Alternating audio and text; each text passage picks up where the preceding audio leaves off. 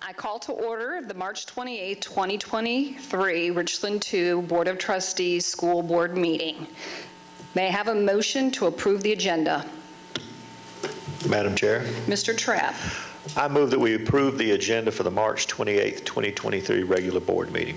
Excuse me, and I need reading glasses. I believe I said March 23rd, but it is March 28th. Thank you for correcting me, Mr. Trapp. Is there a second? Second.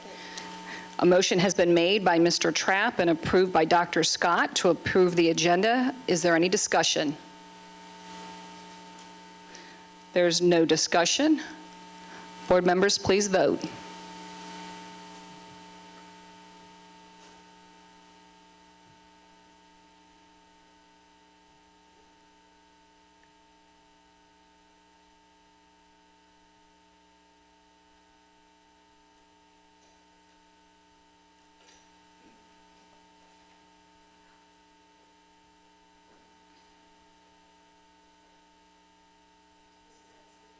I'm sorry, I vote in the affirmative. It hasn't popped up on my computer.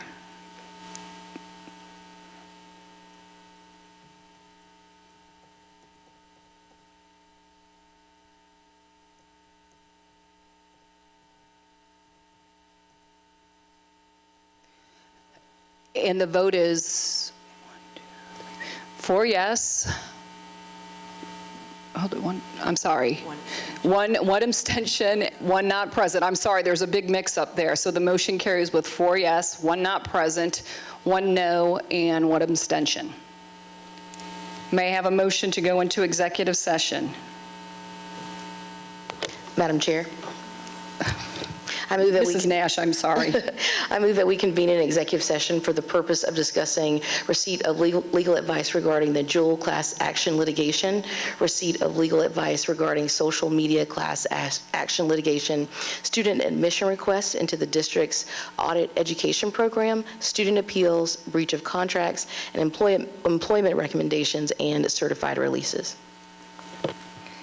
And 3.8, do you have the property and? Property and contractual matters. Thank you. And just, I think you misspoke. She put audit. I heard audit, adult education? Or was that, I misheard? Okay. So I'll do it one more time, just so we have it clear. Madam Chair, I move that we convene an executive session for the purpose of discussing receipt of legal advice regarding the Jewel class action litigation, receipt of legal advice regarding social media class action litigation, student admission requests into the district's adult education program, student appeals, breach of contracts, employment recommendations and certified releases, and property and contractual matters. thank you, Mrs. Nash. Is there a second? The motion has been made by Mrs. Nash and seconded by Dr. Scott. Board, is there any discussion? Yes, Madam Chair. Yes, Ms. Washington? Can you please let me know how we decided to prioritize what was going to go on the agenda for executive session? How we prioritized? Yeah, because we have 2 litigations here. When was this information going to be presented to the board prior to tonight?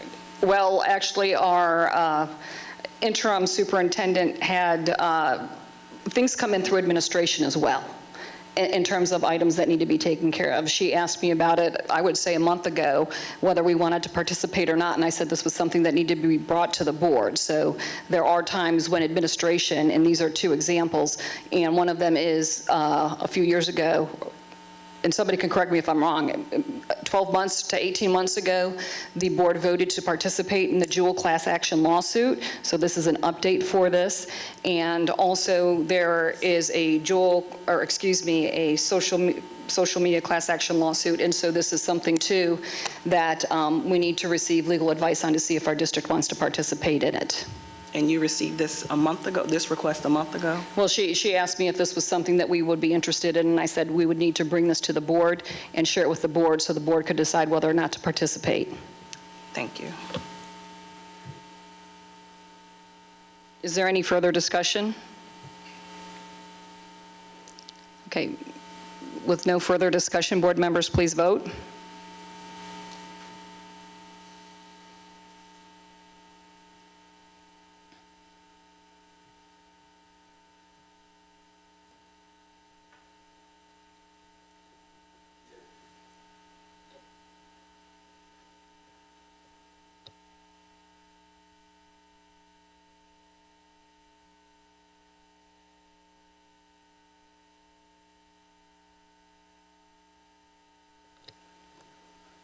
And the vote is 4 yes, 1 not present, 1 no, and 1 abstention. The board will now convene an executive session.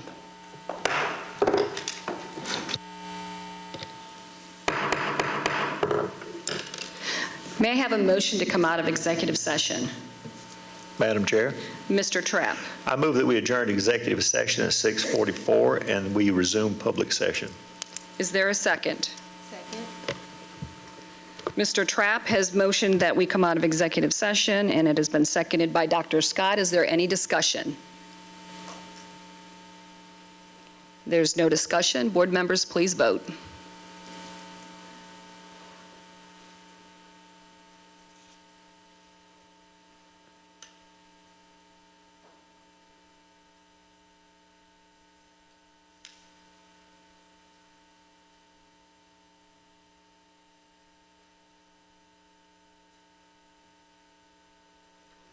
And the vote is 7 yes, 0 no. The motion carries. Moving on to item 4, the inspirational moment and Pledge of Allegiance. Dr. Scott.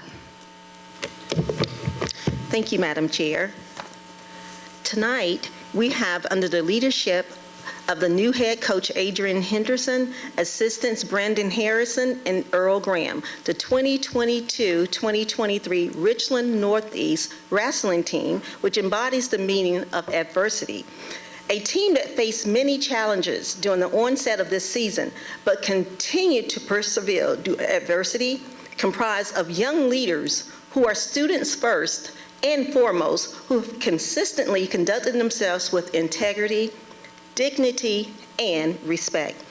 Richland Northeast High School Wrestling had multiple athletes who qualified during the 2023 Richland County Wrestling Championship, of which 5 wrestlers qualified for the 4A lower state. Brent Middleton, who's not only qualified at the lower state, but went on to place 4th overall in the state of South Carolina. This is a group of scholastic athletes that never run from diversity and hard work. They were consistent, dedicated, and loyal on and off the mat. Plus, setting the example for all present and future Cavaliers to emulate. Congratulations to our premier Richland Northeast Cavalier wrestlers, and I present them to you. I like to say they could be our Ric Flairs,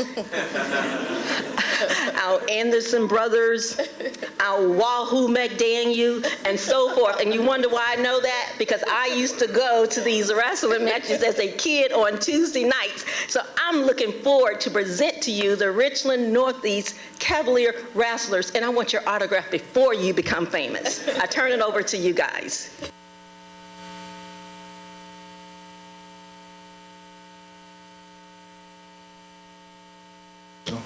Testing. Madam Chair Agostini, Vice Chair Dr. Scott, distinguished Board of Trustees, Ms. Gregory, and attendees, who want to thank y'all for inviting us out to hear our wonderful story. But this story is about these coaches and about these kids. The kids trusting in these new individual coaches, and the coaches coming in and doing what's right for kids. So at this time, I would like for them to come up to introduce themselves. Our wrestlers come up and introduce their weight class, and then we'll proceed. Thank you.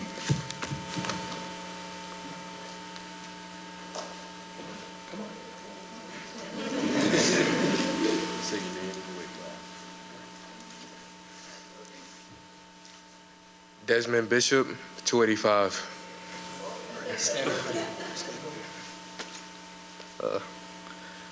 Gabriel Garcia, weight class 138. Lily Dockery, weight class 106. Women History Month, all right, yes. Brenton Middleton, 171. Jacob Marmolejo, 145.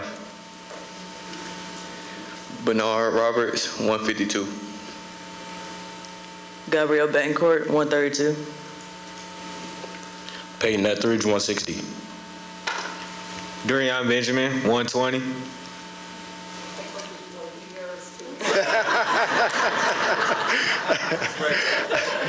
Coach Harrison, way back when I wrestled, 275. I just want to thank everyone here for allowing us to put the spotlight on this wrestling team.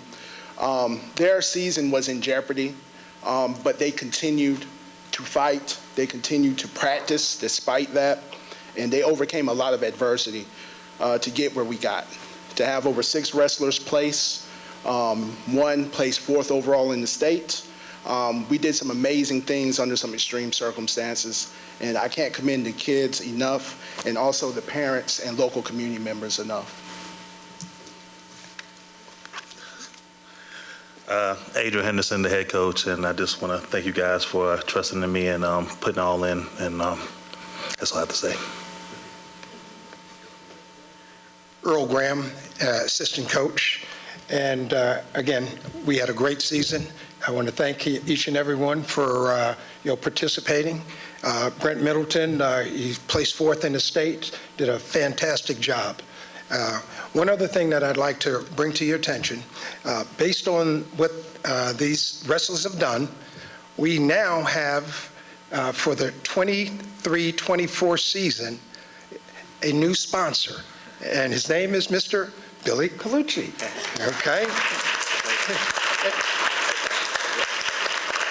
And Billy has a few things to say. Well, I'm the team's recovering awkward person here. So I just wanted to say, success with at any level will stick with a person for the rest of your life.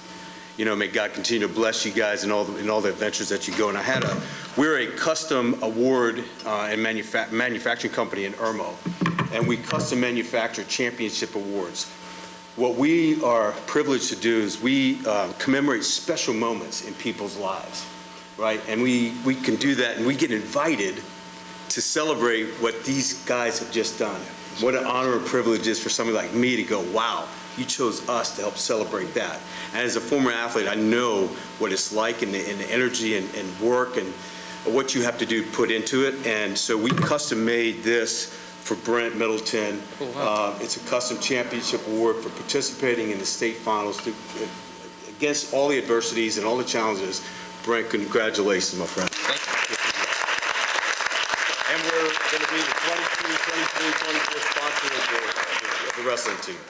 Thank you. Thank you. Thank you. If you guys can lead us in the pledge. Okay. Yeah. Everybody stand. I pledge allegiance to the flag of the United States of America and to the republic for which it stands, one nation, under God, indivisible, with liberty and justice for all. All right. Good job, guys. Thank you guys so much, and I look forward to coming and watching you next year. Good job. Good job. Good job. Good job. Good job.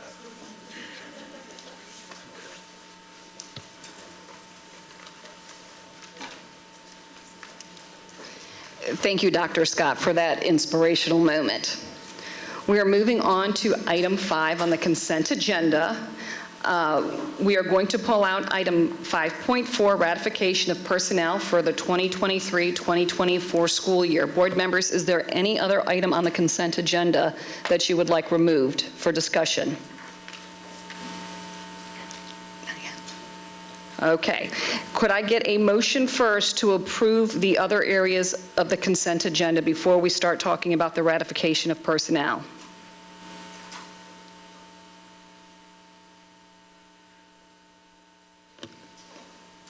Madam Chair, Mr. Trapp.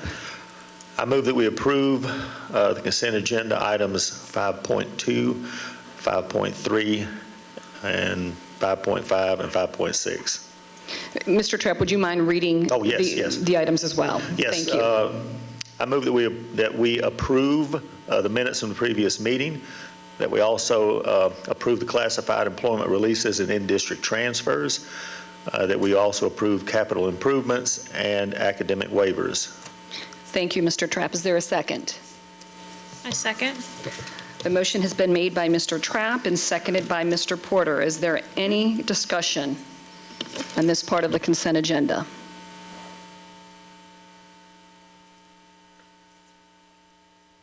There is no discussion. We'll wait for the motion to pop up on the screen to confirm.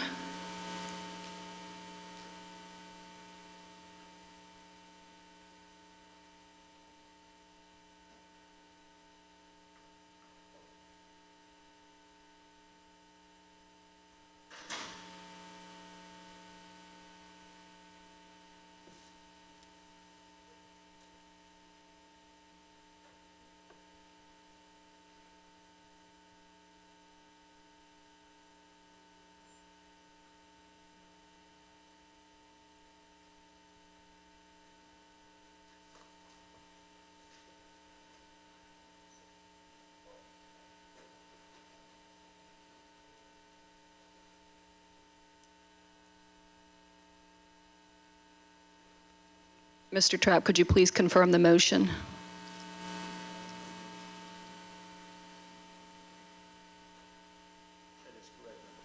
Board members. That is correct. Board members, please vote.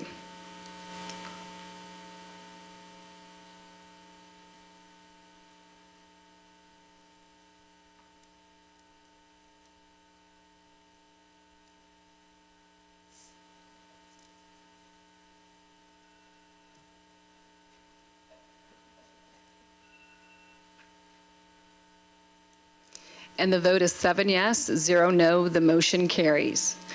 Moving on to item 5.4, ratification of personnel for the 2023-24 school year. Madam Chair, Ms. Porter. I move to approve the ratification of employees number 7 and number 237 for the 2023-2024 school year. Is there a second? Second. The motion has been made by Ms. Porter and seconded by Mrs. Nash to ratify the employment of employees number 7 and number 237. Is there any discussion? Madam Chair, Mr. Trapp. I would like to recuse myself from voting on this matter for a conflict of interest. Thank you, Mr. Trapp. Any other further discussion?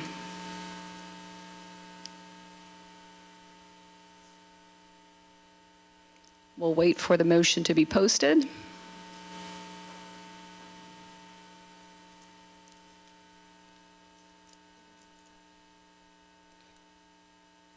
You know what? I'll take this. Sure. Let me take it over there to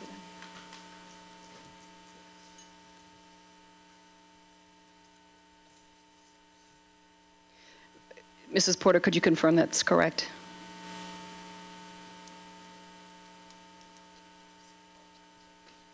Should we add for the 2023-2024 school? Yes, for the 2023-2024 school year.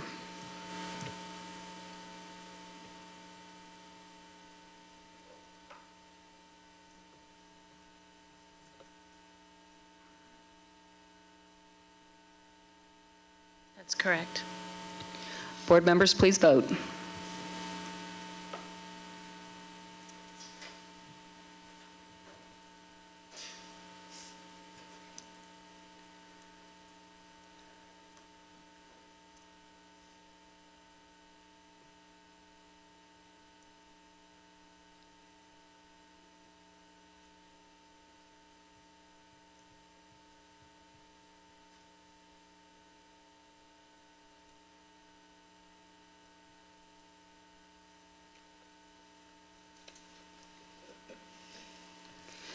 And the vote is 6 yes, 0 no, 1 abstention.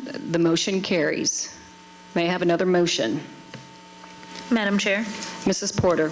I move to approve the ratification of employee number 366 for the 2023-2024 school year. Is there a second? Second. The motion has been made by Mrs. Porter and seconded by Dr. Scott. Board members, any discussion? Madam Chair, Mrs. Washington. I would like to recuse myself from this vote due to a conflict of interest. Thank you, Mrs. Washington. Any further discussion?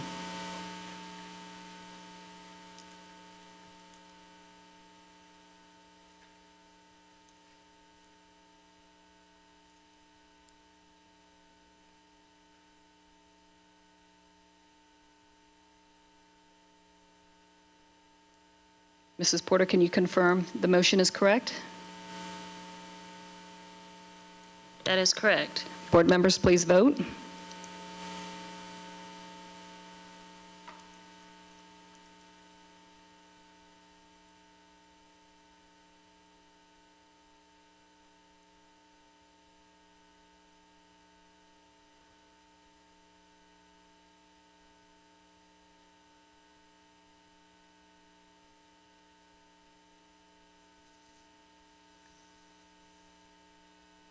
And the vote is 6 yes, 1 abstention, 0 no's. The motion carries.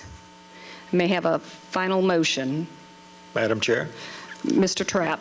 I move to approve the ratification of all employees for the 2023-2024 school year with the exception of employees number 526, 542, 560, 578, and 1849. Also, employees 7, 237, and 366 have already been approved. Thank you, Mr. Trapp. Is there a second? Second. Thank you, Mrs. Nash. So the motion has been made by Mr. Trapp and seconded by Mrs. Nash. Board members, is there any discussion?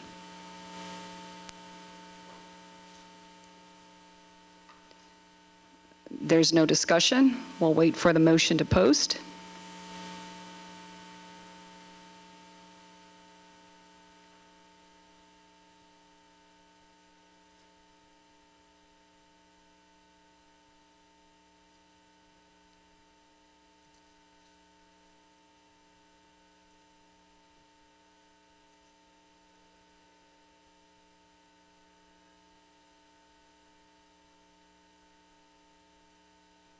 Mr. Trapp, can you confirm the motion is correct?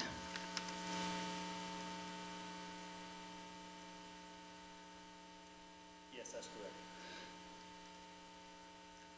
And I don't have my glasses on, but for the employees 7, 2, 3, I do see it. Okay. Please vote.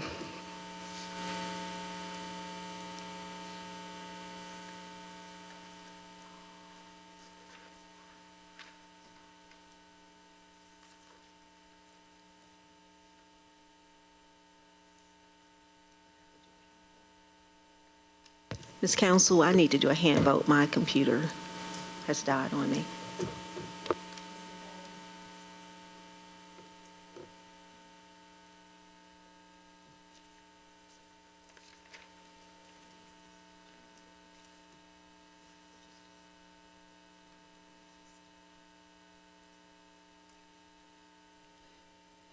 So the vote is 6 yes and 1 abstention, so the motion carries. We are now moving on to public participation. Item 6.1, public participation. Before we begin, I will remind our speakers that each person is limited to 3 minutes and that our meetings are streamed live and recorded. According to policy BEDH, comments from the public should not include gossip, defamatory words, or abusive or vulgar language. This policy also prohibits in public session any expression of personal complaints about individual school personnel or any other person connected with the school system. Specific student or personnel issues should be handled through the appropriate procedures as indicated in the district policy. Questions asked during public participation typically will be referred to a staff member for a response at a later time. And this evening we have one person signed up for public participation, Mr. Scott Price.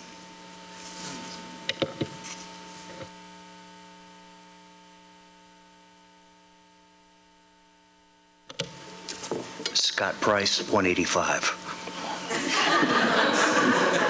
Not to be confused, I don't want to, but Yeah, not the other Scott Price. there's another Scott Price who's the head of the executive director for the South Carolina School Boards Association. So there are 2 in Columbia, and I do get them confused sometimes in emails. Mr. Price. There's 3. The other is a professor at the University of South Carolina in piano. So I've given a lot of bad legal advice, and several people have quit playing piano. So I am the engineering and AP computer science principles teacher at Spring Valley High School. Last month, my colleague, friend, and mentor, Lane Seisloff, addressed the board about some concerns, and I would like to harmonize with her. I don't have Lane's extensive academic credentialing experience and the like. I came to teach after 35 years of being an engineer, a designer, project manager, technician. I worked in the areas of cardiology.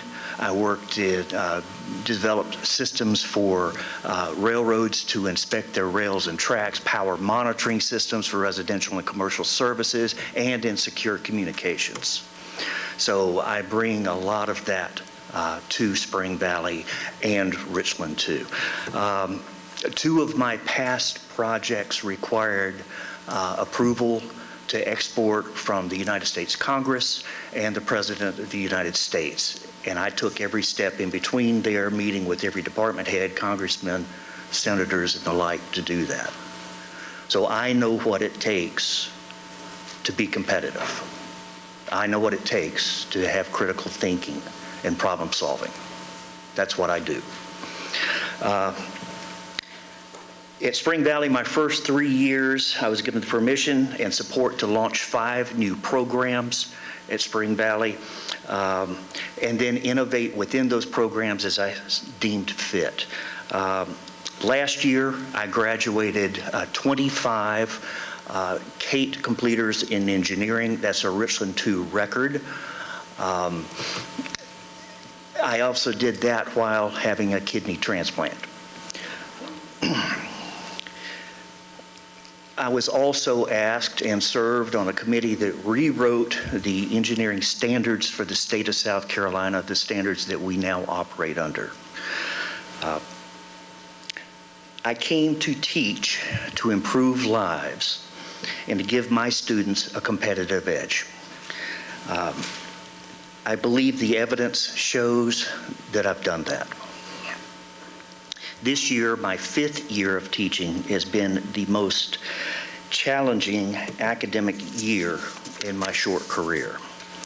And I asked the board, the district administration, to reconsider some of the policies that are now in place, adopted over the last few years, where I'm seeing dramatic drops in academic readiness and achievement, and worsened attitudes and decorum among our students. The district mandated PEP and PLC programs have severely restricted innovation between us educators across the district and within our schools. I would ask that you reconsider those strongly. I have come to love teaching. I didn't think I would ever be one, and yet here I am. And I love it. I love it at Spring Valley. I'm out of time.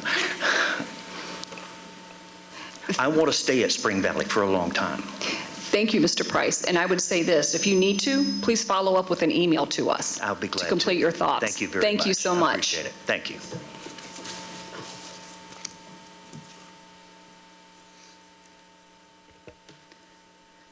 Item 7, voting on executive session items. Item 7.1, the dual class action litigation. Board members.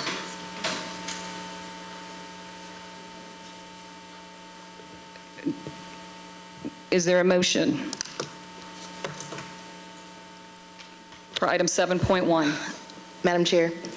Mrs. Nash. I move that the district accept the settlement offer of Jewel Labs Incorporated, and that we authorize the superintendent and the district's attorneys to sign the appropriate settlement documents to complete the settlement. Thank you, Mrs. Nash. Is there a second? Second. The motion has been made by Mrs. Nash and seconded by Mr. Trapp to move so that the district accept the settlement offer from Jewel Labs. Board members, any discussion?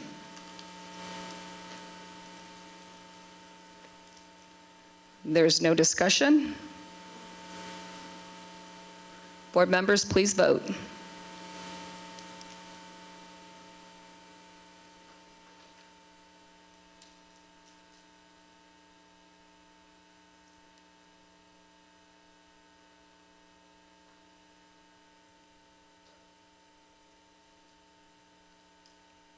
Ms. Council, it's a yes for me. Thank you. And just so I know, do you need to vote by hand for the rest of the evening, or are you still trying to work it on? Okay, thank you. So the vote is 7 yes, 0 no. The motion carries. Item 7.2, social media class action litigation. Board, is there a motion? Madam Chair, Mrs. Washington. I move that we postpone making a decision to proceed with litigation against social media companies that may be causing the concerns discussed. Thank you, Mrs. Washington. Is there a second? Second. The motion has been made by Mrs. Washington and seconded by Mr. Trapp to postpone a vote on the social media class action litigation. Board members, any discussion? As there's no discussion, we will wait for the motion to post and then vote.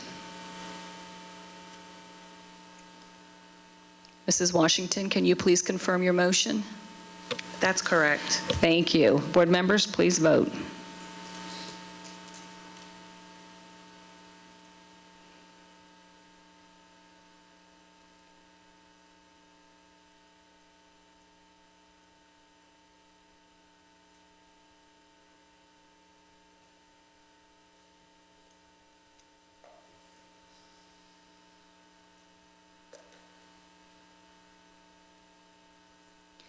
And the vote is 7 yes, 0 no. The motion carries. Item 7.3, student admission request into adult education program. Is there a motion? Madam Chair, Mrs. Porter. I move to approve the student admission request into the district's adult education program for student number 1. Thank you. Is there a second? Second. The motion has been made by Mrs. Porter and seconded by Mrs. Nash. Board, is there any discussion? There is no discussion. The motion is correct.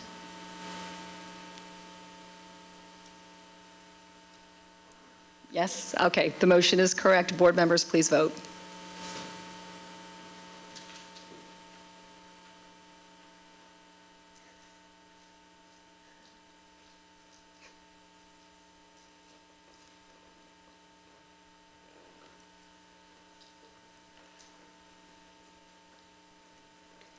And the vote is 7 yes, 0 no. The motion carries.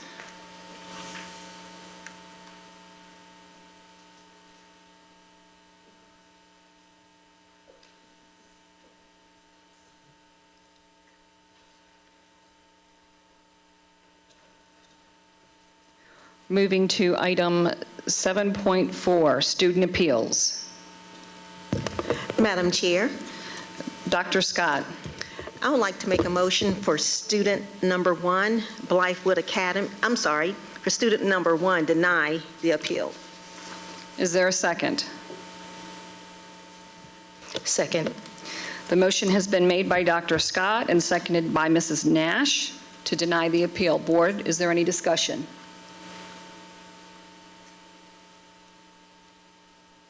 And the motion is correct, Dr. Scott?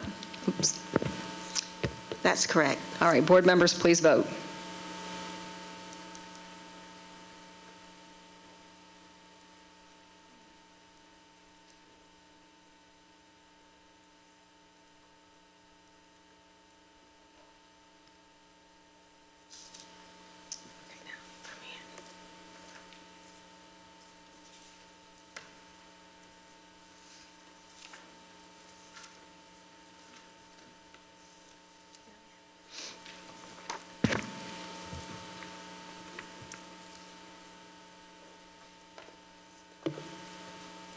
And the vote is 7 yes, 0 no. The motion carries. Student number 2. Madam Chair, Dr. Scott. I would like to make a motion for student number 2, return back to home school on strict probation to the end of the school year. Is there a second? The motion has been made by Dr. Scott and seconded, was that Mrs. McFadden? And seconded by Mrs. McFadden. Board, is there any discussion? There's no discussion. We'll wait for the motion to post.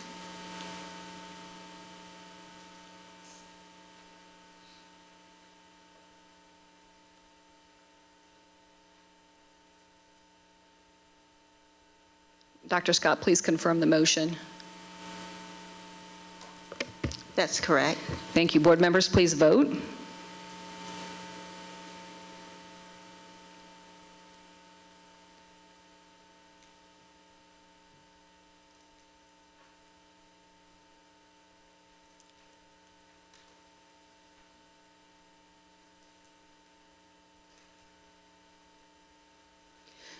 And the vote is 6 yes, 1 no. The motion carries. Student number 3. Madam Chair, Dr. Scott. for student number 3, my motion is to deny. Board, is there a second?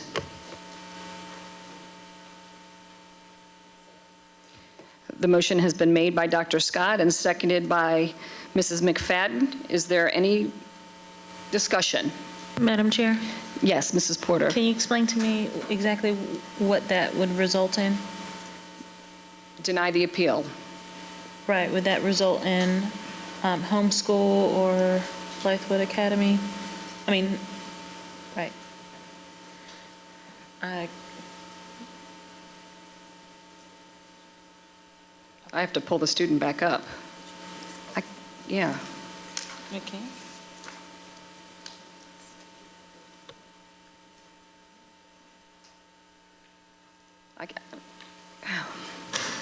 I got it. You're good. You're good? Okay. Any other discussion?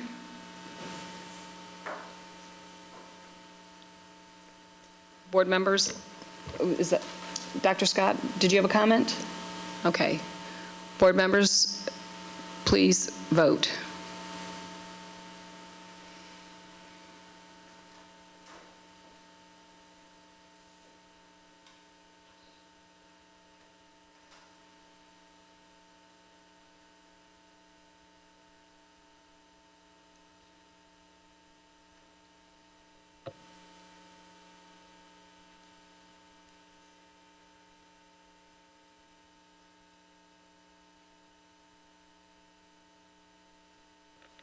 And the vote is 6 yes, 1 no. The motion carries.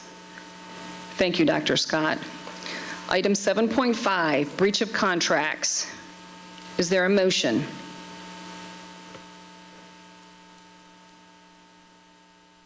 Madam Chair, Mrs. Washington. I move that administration does not report the breach of contract to the State Board of Education. Thank you, Mrs. Washington. Is there a second? Second. The motion has been made by Mrs. Washington and seconded by Dr. Scott. Board members, any discussion? Yes, Madam Chair. Yes, Mrs. Washington. So I know that this is something that we have talked about in the past, but I want to say this for the record, that in December the 8th, there was a notification sent on the board brief, which is also a public document, that as the district superintendent on behalf of the local Board of Education, it says that it shall report to the chair of the State Board of Education and the state superintendent of education the name and certificate number of any certified educator who is dismissed, resigned, or is otherwise separated from employment with that district based on allegations of misconduct, including, and we have talked about this before. So it said also, in short, when a board votes to take no action regarding an employee's educator certification concerning a breach of contract, the district is still mandated to report the breach to South Carolina Department of Education. That is something that I wanted to put on record, that the boards will vote no on certain things, and yet administration will continue to submit those names. That is what we were told in our board brief on December the 8th. Thank you. Thank you, Mrs. Washington. Any other discussion?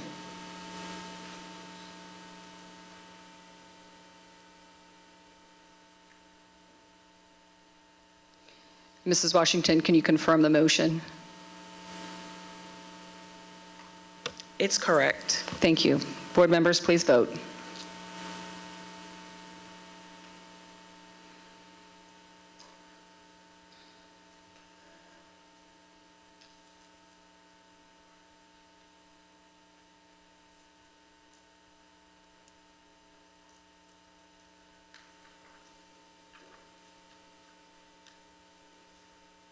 And the vote is 7 yes, 0 no. The motion carries. Item 7.6, employment recommendations and certified releases. Board members, do I have a motion? Madam Chair, Dr. Scott. I move to approve the employment recommendations and certified releases. Is there a second? I second. The motion has been made by Dr. Scott and seconded by Mrs. Porter. Board, is there any discussion? As there's no discussion, I'll call for the vote.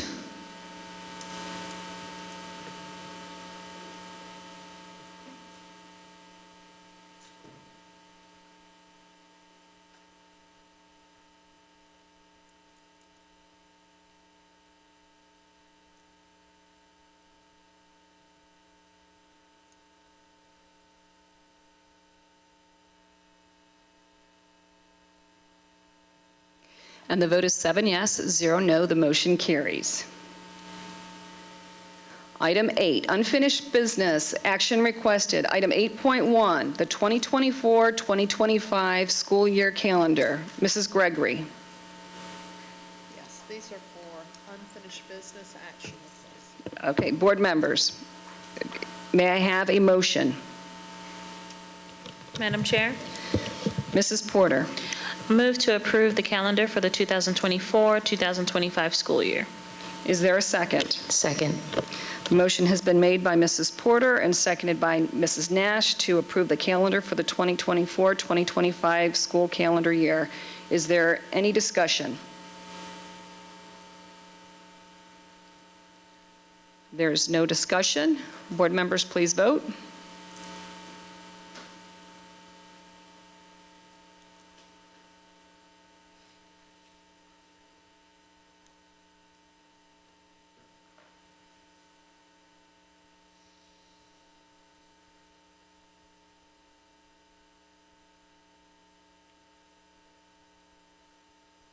And the vote is 7 yes, 0 no. The motion carries. Item 8.2, revision approval, policy IMDA, patriotic exercises. Board, may I have a motion? Madam Chair, Mrs. Washington. I move to approve the revisions of policy IMDA patriotic exercises. Is there a second? Second. The motion has been made by Mrs. Washington and seconded by Mrs. Nash. Board members, is there any discussion? There's no discussion. Board members, please vote.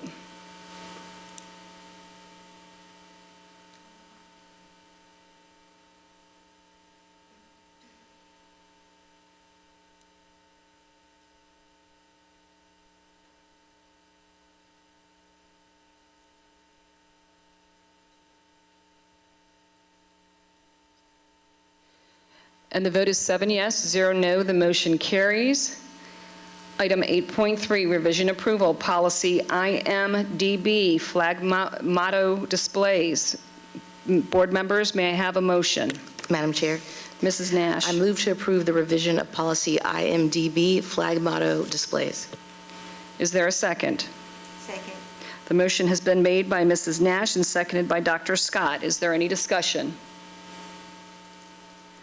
There's no discussion. Board members, please vote.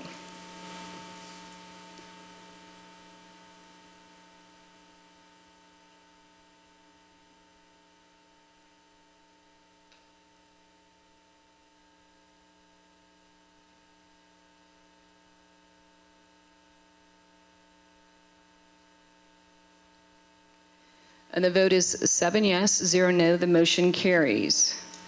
8.4, revision approval, policy IHAC, social studies. Board members, do I have a motion? Madam Chair, Mrs. Nash. I move to approve the revisions to policy IHC, social studies.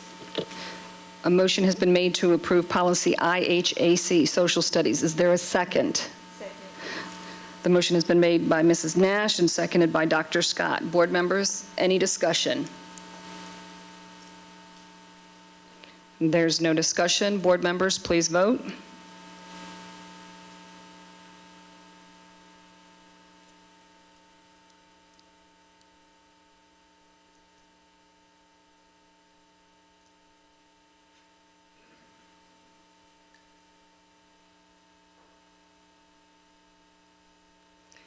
And the vote is 7 yes, 0 no. The motion carries. Item 8.5, approval of policy GCLE, unencumbered time. Board members, may I have a motion?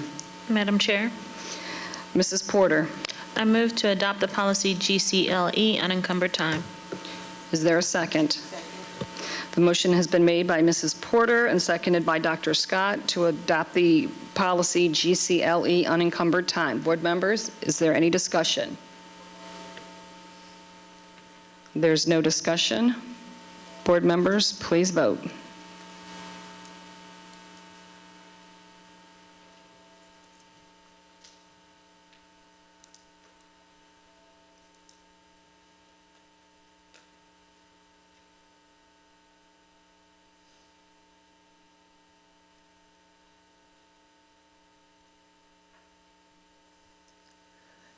And the vote is 7 yes, 0 no. The motion carries. Moving on to item 9, unfinished business, no action requested. Item 9.1, safety security update. Centegix, and I may have said that wrong, crisis alert badges.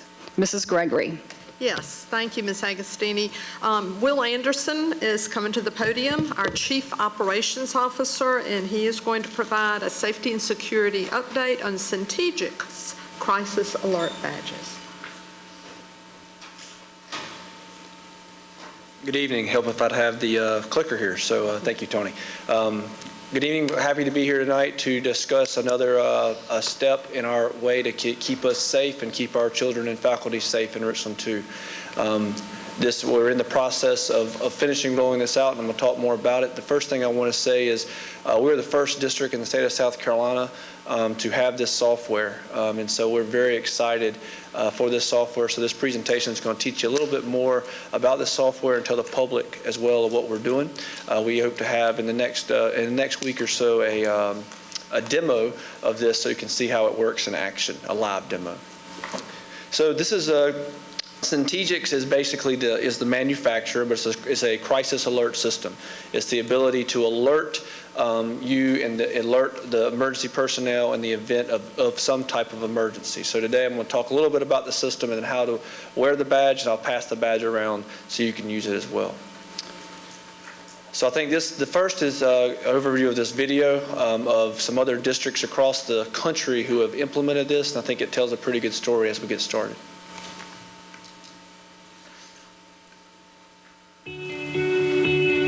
The new security system, it says, will empower teachers and staff to call for help. Future of emergency response has arrived, and it just takes the click of a button. Security upgrade to keep students safer in school shootings and another crisis situation. They would know exactly what building, what hallway, what classroom, and as well as the teacher or the staff member who did make that emergency call. Teachers will press a button on the badge to send an alert that there's a problem. If it's a campus-wide alert, lights linked to the system will begin to flash across campus. Responding to an emergency situation quicker than ever before is possible now through this badge. A great deal of assurances to our parents, to our students, to our employees, and to me personally as a superintendent and our board. It empowers the teachers to be in control of the safety of their room. They can summon a principal at the push of a button. We know where and we know who. That is powerful technology.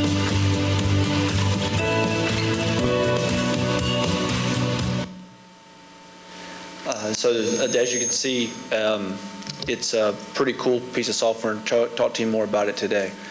And so there's different parts of the software. The gateway or the app is the map you saw. You've got the alert strobe. You can see a strobe's already being installed up here and a couple in the room here. You have your locating beacon. You have the hub, which communicates to your badge, the solar kit, and then the crisis alert badge, which I'll talk a little bit more about now. So it's one badge, and it's basically two types of alerts. And so you got your help needed alert, and you got the button here, and I'll pass this around here in a second, but you use that for a fight, a medical issue. You do 3 clicks, and it will alert for anyone to come to that situation. So some examples, anything going on where they don't have to run and scream, they can basically click this real quickly, and it will get to the proper people. It will get to the principal based on our policies, how we set up where the information goes. The other part is it initiates a lockdown. And so you click it until you can't click anymore, or you just keep on clicking, a lockdown will occur. So in this photo, for example, if you're on the far east side of the campus and you need to go on a lockdown, without this badge, it makes it very difficult to put the entire school into a lockdown. And so with this badge, you're now able to put the entire campus into a lockdown. The strobes will light, and you'll be able to get into a lockdown much quicker with this badge. I'll go ahead and pass the badge around. You're free to click it, and you can feel if you click it 3 times, it starts buzzing. So if you click it a lot more, but let you guys get the feel of the badge.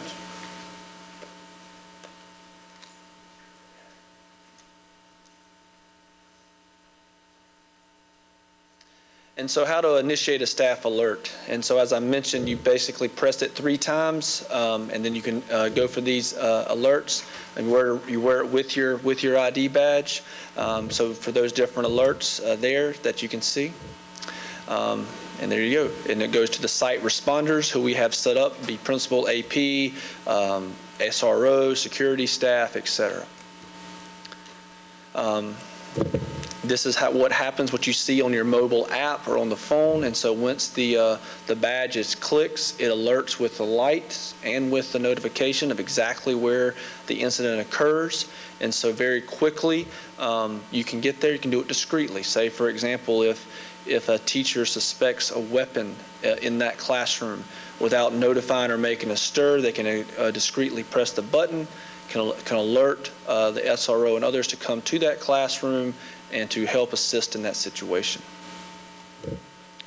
How to initiate a lockdown. As I mentioned, it's based on our protocols. Our protocols is to just keep on clicking. So just click as much as you can.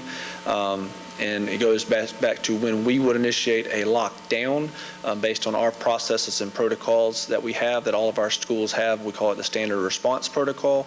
And that's when we would active shooter, visible weapon, criminal on campus, those types of situations where we would put a school into a lockdown. Again, you just keep on clicking until it goes. As we have a long vibration, strobes are flashing, intercom announcement, computer takeover. All happens through putting the school in lockdown through the button. So as I mentioned, you have your visual cues, your strobes are flashing, you have your auditory cues. So all these things are connected through this badge. You have instructions from the computers. It talks to the computers as well. And then you have your site responders, so notified. So you press it to go to lockdown, you've got alert strobes. Computers have a lockdown message that comes on your computer screen. Site responders know exactly where the notification was pushed. And that's an example of the screen that comes onto your screen.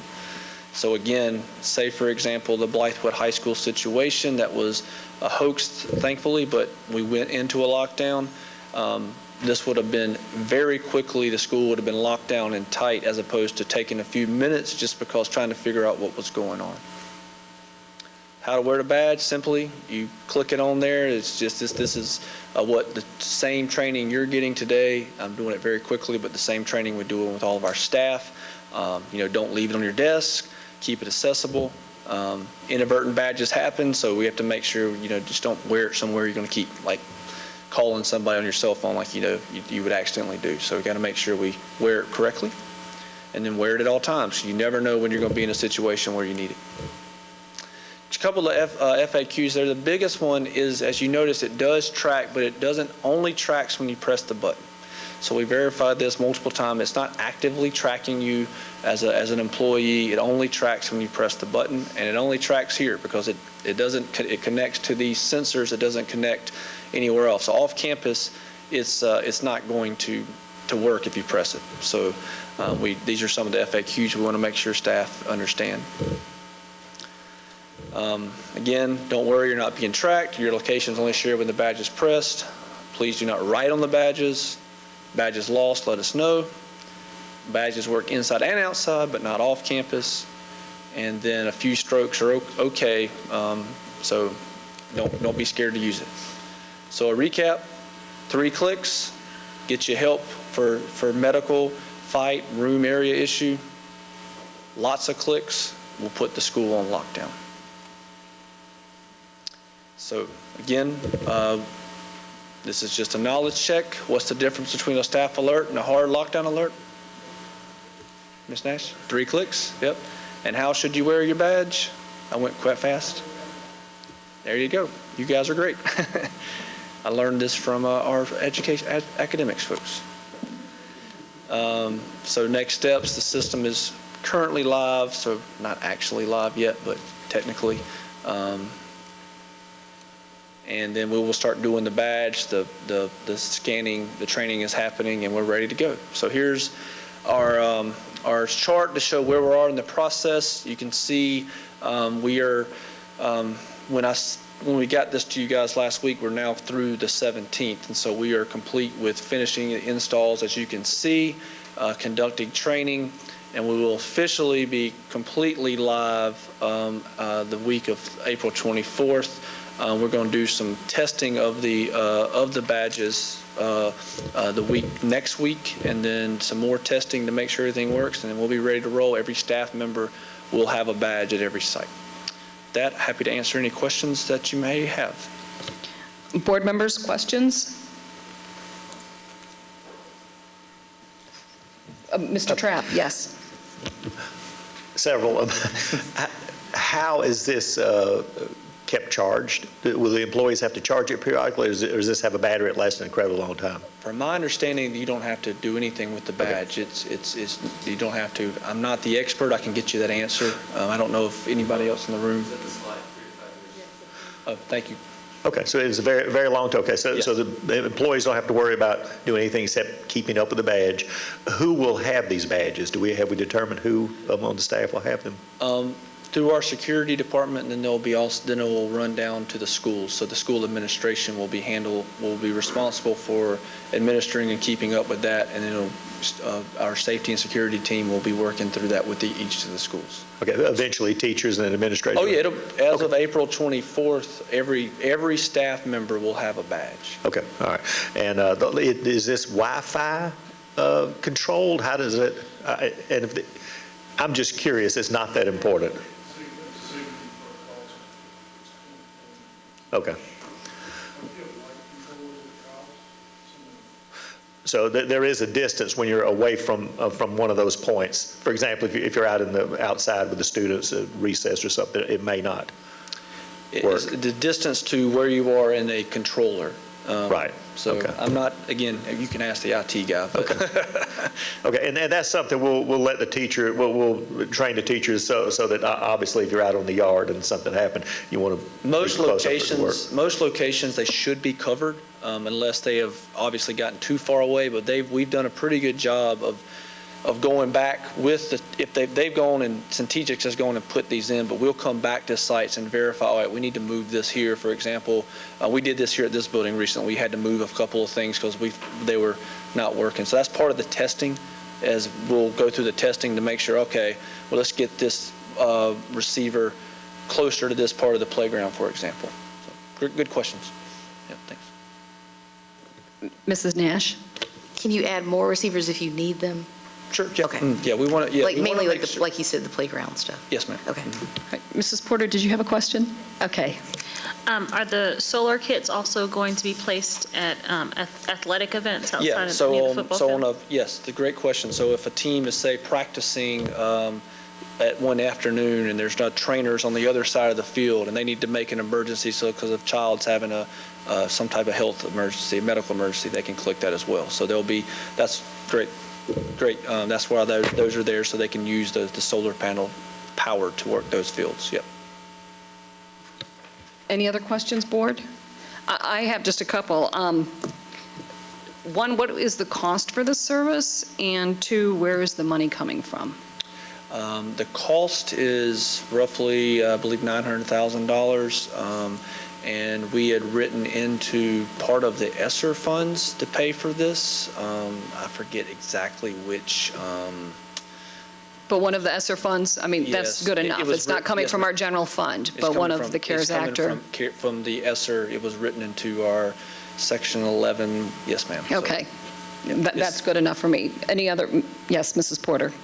So after the 3 to 5 year mark, and Esther's gone, we'll have to find funds to replace those badges? Yeah, the ongoing cost is not, the recurring cost, I don't remember off the top of my head, I can get that answer to you guys, but the initial installation, all these different pieces of equipment was roughly $900,000. Okay. So, yes, ma'am. All right, thank you.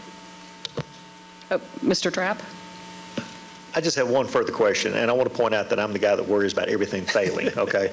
So if for whatever reason these things fail, do we have, are we trained in a backup? In other words, are people going to know that if something's not happening, we have phone numbers or whatever it takes What we've been as a backup plan? Yes, sir, I didn't mean to interrupt you. Yes, this is just another piece. Okay. So our still processes now, so, is the still way is still just another tool in their toolbox to alert staff or to put in a lockdown. So today, if something happened without that, they'd still follow their process and procedures. So nothing's changing. We're not just throwing that out. This is just here's another tool in our toolbox to use to help us stay safe. Yep. Any other questions, comments? Thank you so much, Mr. Anderson. Item 10, new business, no action requested. 10.1, second quarter financial report. Mrs. Gregory. Yes, for our second quarter financial report, Dr. Harry Miley, who's our Senior Chief for Finance and Operations, is at the podium. And just as a reminder, this is a financial report. So any questions you may have about programs or or specific funds, just want to remind the board that we also have a board workshop coming up to answer any specifics with those or go into depth. All right, Dr. Miley. Well, thank you. Good evening, everyone. Like Ms. Gregory said, this is a financial report from July 1 through December 31st. It gives us, I think, if you remember from the first quarter is a kind of not a whole lot of real information because so many of the revenues are slow to come in. Some of our expenditures are more regular. Second quarter, we're getting a little closer in terms of a pattern that we can discern. But as you see on page 1, for our total revenues for that first half of the year, we received about 41.5% of our total revenues for the year. This is the general fund, of course. That is 2 percentage points above our 5-year average. So we're pretty much on track. That is, our revenues are coming on into the district about the same pace as they have for the last 5 years. Slightly ahead of that. A couple of items that are kind of interesting to stand out. One of them is indirect costs. Indirect costs are much higher this year so far than they have been in the past, more than we expected. They're primarily driven by ESSER funds. Those grant funds from the feds, we are allowed to charge an indirect cost that's set by the Department of Education that helps us offset some of the administrative costs. We do that with certain federal grants. Indirect costs are normal in most grants like that. And so you can see that our indirect costs are really strong so far this year. A second one that is good, again, but it's we're all suffering it if we're trying to buy a house, is interest income. Interest income, as you can see, is almost $900,000, and we budgeted about $125,000. The key there is about 12 months ago, the average interest rate that we were earning was 0.01%. You remember interest rates were relatively low for a long, long time. Right now, they're about 4.5% and have been there most of the fall. So our interest earnings are much higher given the interest rates in the market. Second, our expenditures. Again, our expenditures are a little more reflective of what's going on through half the year as opposed to the first quarter. You can see on page 2, our expenditures are right at 44.4% of our total budget. That's slightly, it's like about 0.7% above the 5-year average. The 5-year average is 43.7%, and we're tracking at 44.4%. The next page is... One second, I hate to interrupt, Absolutely. but is that something that can be visible on the board for others to follow as well? Those who are listening from home and watching? I mean, we have the attachment, but is it feasible to place it up there so they can follow along with us? What page? Page 3. Well, it starts at page 1, but page 3 would be good. I know it's in board docs.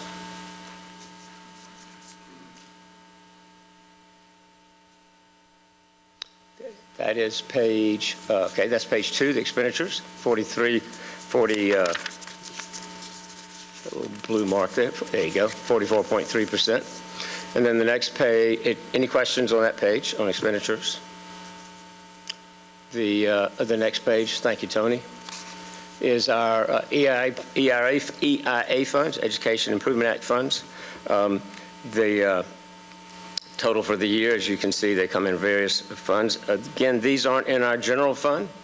These are funds allocated to us that are not necessarily discretionary. We have very little discretion in these funds. They're earmarked for specific things, therefore they're not in our general fund, as well as the next page as well. So these funds all come in at different paces. As you can see, this year we've actually received, usually we receive fewer funds than we expend, but this year so far to date, through December 31st, we'd received about $18.5 million, and we had spent about $16 million. We would anticipate spending most of the rest of the funds through the last 6 months of the year. Page 4.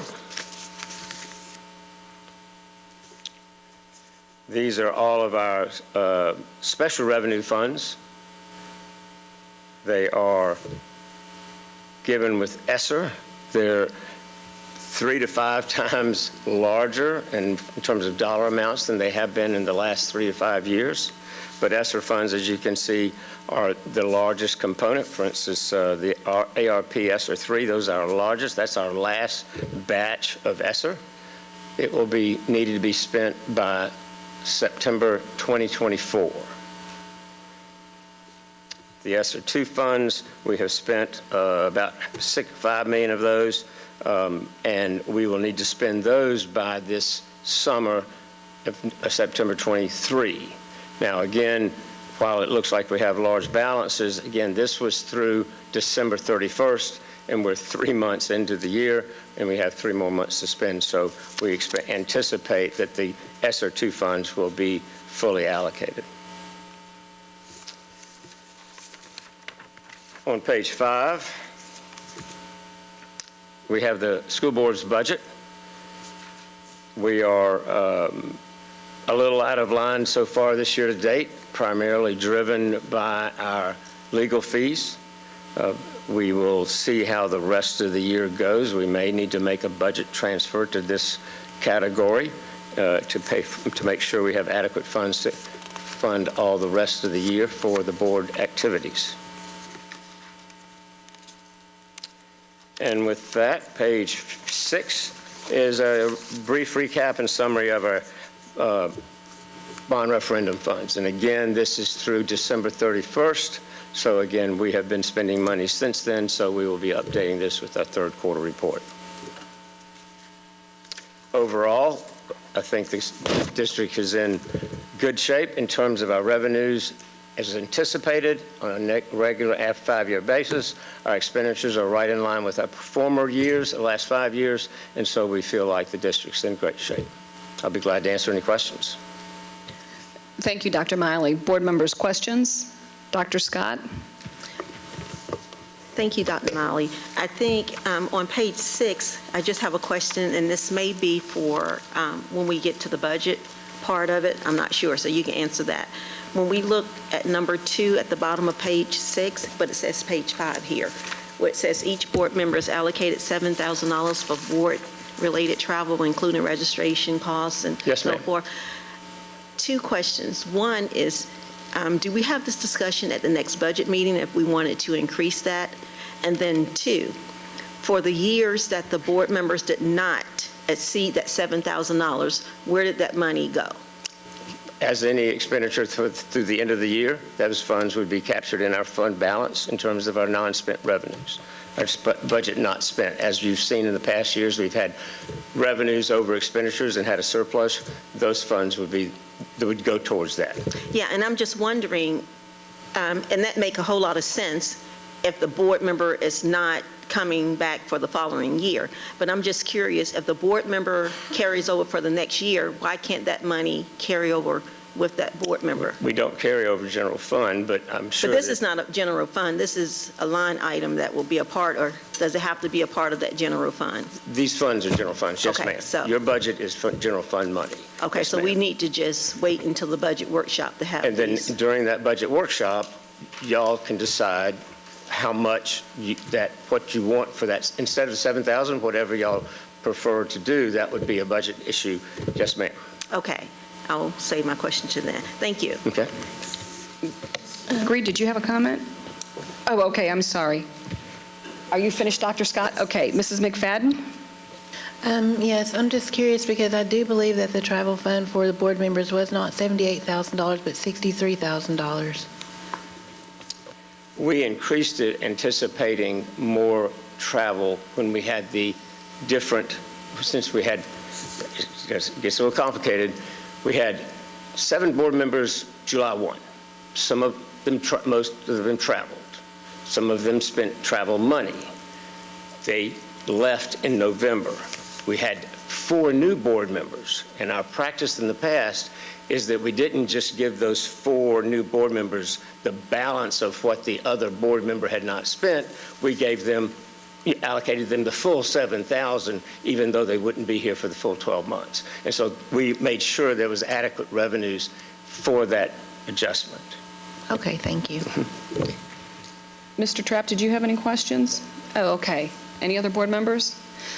My question, just looking at the salaries, in that we have budgeted about $200 million, but we're only at 79, and that's 40%.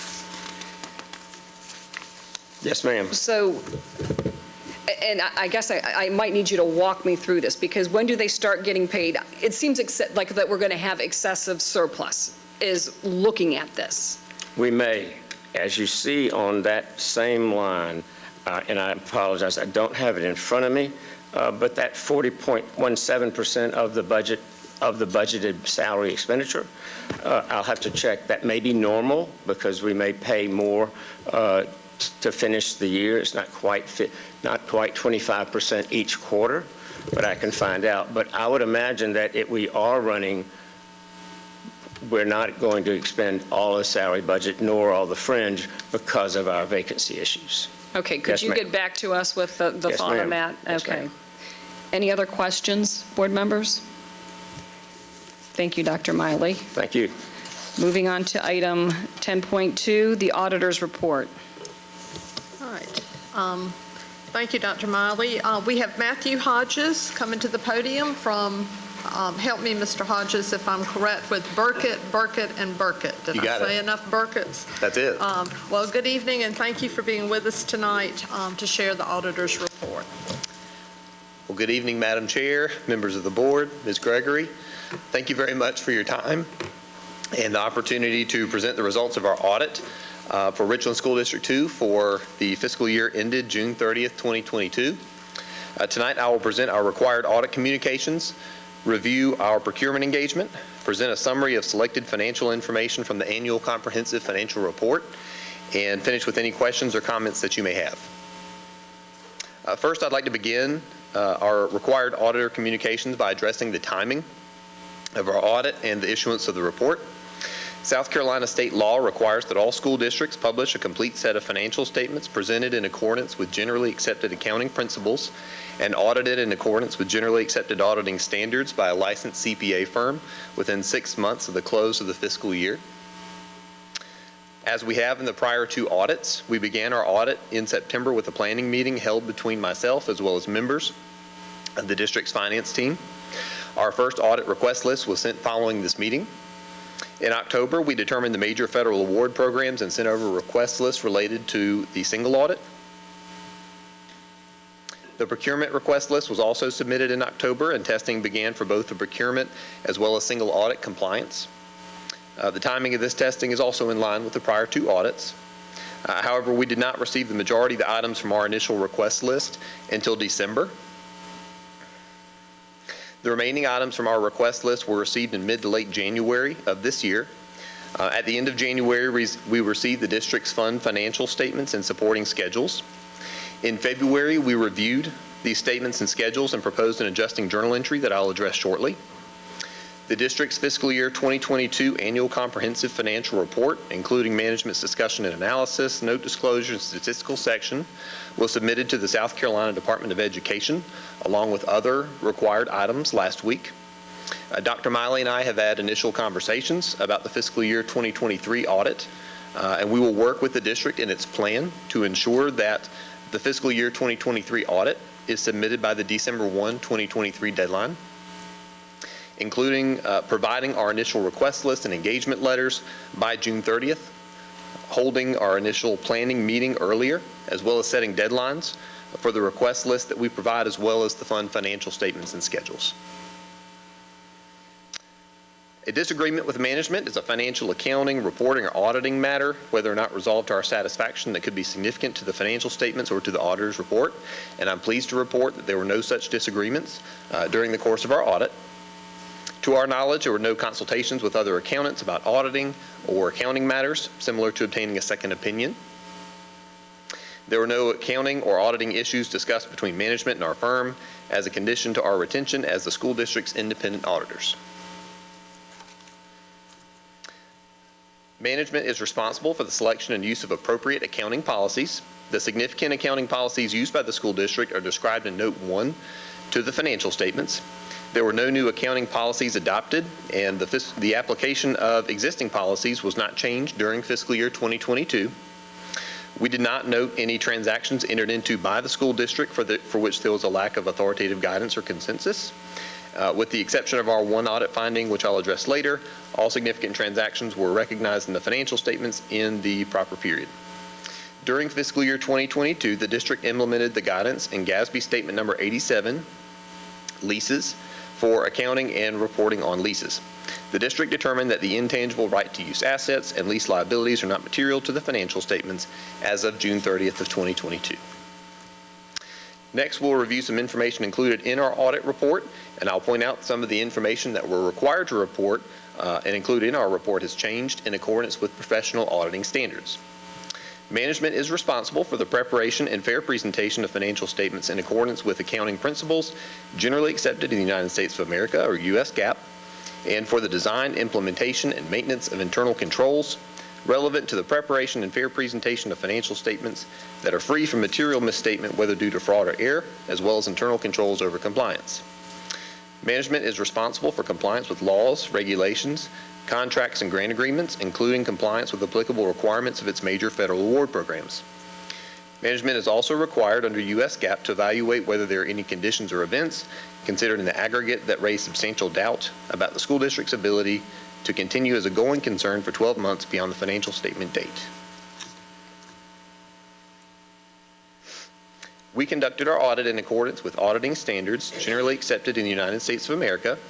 The standards applicable to financial audits contained in government auditing standards issued by the Comptroller General of the United States and the audit requirements of Title II U.S. Code of Federal Regulations, Part 200, commonly referred to as the Uniform Guidance. We are required to be independent of the school district and to meet our other ethical responsibilities in accordance with relevant ethical requirements relating to our audit. We are required to conclude whether, in our judgment, there are conditions or events considered in the aggregate that raise substantial doubt about the school district's ability to continue as a going concern for a reasonable period of time. Our responsibilities include obtaining reasonable assurance about whether the financial statements as a whole are free from material misstatement, and whether the material noncompliance with direct and material compliance requirements for the major federal award programs occurred, whether due to fraud or error, and to issue an auditor's report that includes our opinions. Reasonable assurance is a high level of assurance, but it is not absolute assurance, and therefore it's not a guarantee that an audit conducted in accordance with generally accepted auditing standards, government auditing standards, and the Uniform Guidance will always detect material misstatements or material noncompliance when they exist. The risk of not detecting a material misstatement or material noncompliance resulting from fraud is higher than one resulting from error, as fraud may involve collusion, forgery, intentional omissions, misrepresentation, or the override of internal control. Misstatements are considered material if there is a substantial likelihood that individually or in the aggregate, they would influence the judgment made by a reasonable user based on the financial statements. In performing our audit in accordance with generally accepted auditing standards, government auditing standards, and the uniform guidance, we exercise professional judgment and maintain professional skepticism throughout the audit, identify and assess risk of material misstatement of the financial statements and the risk of material noncompliance to major federal award programs, whether due to fraud or error, and design and perform audit procedures responsive to those risks. Such procedures include examining on a test basis evidence regarding the amounts and disclosures in the financial statements, as well as evidence regarding the school district's compliance with direct and material compliance requirements. We obtained an understanding of internal control relevant to the audits in order to design audit procedures that are appropriate in the circumstances, but not for the purpose of expressing an opinion on the effectiveness of the school district's internal control, so no such opinion is expressed. We evaluate the appropriateness of accounting policies used and the reasonableness of significant accounting estimates made by management, as well as evaluate the overall presentation of the financial statements. So we have issued 3 reports as a result of our audit. First, an unmodified opinion in relation to the financial statements, meaning that they present fairly in all material respects the school district's financial position and changes in its financial position for the year ended June 30, 2022. We identified one material weakness in internal controls over financial reporting, which I will discuss in more detail momentarily. And we issued an unmodified opinion in relation to the school district's compliance with the direct and material compliance requirements for its major federal award programs for the year ended June 30, 2022, which included the Child Nutrition Cluster, the ESSER grants, and the Gear Up grants. Now, before I discuss the finding from our audit report, I want to provide 3 definitions to clarify some of the audit language we use. First, a deficiency in internal control exists when the design or operation of a control does not allow management or employees in the normal course of performing their assigned functions to prevent or detect and correct material misstatements on a timely basis. A material weakness is a deficiency or combination of deficiencies in internal control, such that there is a reasonable possibility that a material misstatement of the entity's financial statements will not be prevented or detected and corrected on a timely basis. The finding from our audit is a material weakness in internal control over financial reporting. A significant deficiency is a deficiency or combination of deficiencies in internal control, such that is less than severe than a material weakness, yet important enough to merit attention by those charged with governance. So our finding, 2022-001, pertains to the payroll-related prior period adjustment and accrual.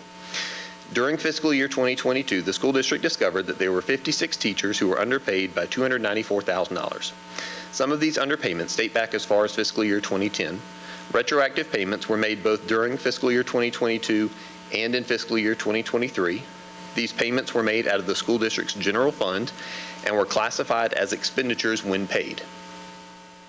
Of these payments, approximately $247,000 relates to periods prior to the fiscal year ended June 30, 2022. So as a result, the school district overstated its general fund expenditures for fiscal year 2022 by $73,000, understated accrued salaries by $174,000, and overstated beginning fund balance by $247,000. Our recommendation is that the school district take steps to ensure that its processes and controls include following up on regular teacher payroll audits to ensure that any required retroactive payments are properly recorded in the school district's general ledger and financial statements. In the school district's corrective action plan, the district states that it concurs with the finding and has implemented a review procedure to ensure that its payroll process include at least quarterly teacher payroll audits to ensure proper compensation as prescribed in the district teacher salary schedule. And next, we'll move on to the procurement engagement. Under South Carolina Code Section 11355340, South Carolina school districts with annual budget expenditures of at least $75 million must have a procurement audit performed every 3 years by an audit firm approved by the State Fiscal Accountability Authority's Division of Procurement Services. The Office of Audit and Certification has provided a list of agreed-upon procedures, or AUPs, for the South Carolina school district auditors to perform. Practitioners are required to follow these procedures. Findings identified must be included in the report along with recommendations to bring the district's procurement system into compliance. The agreed-upon procedures engagement for procurement covered the period from July 1, 2021 through June 30, 2022. The objective is to determine whether for the procedures performed and the results obtained, the school district's procurement procedures complied with the district procurement code for the items selected.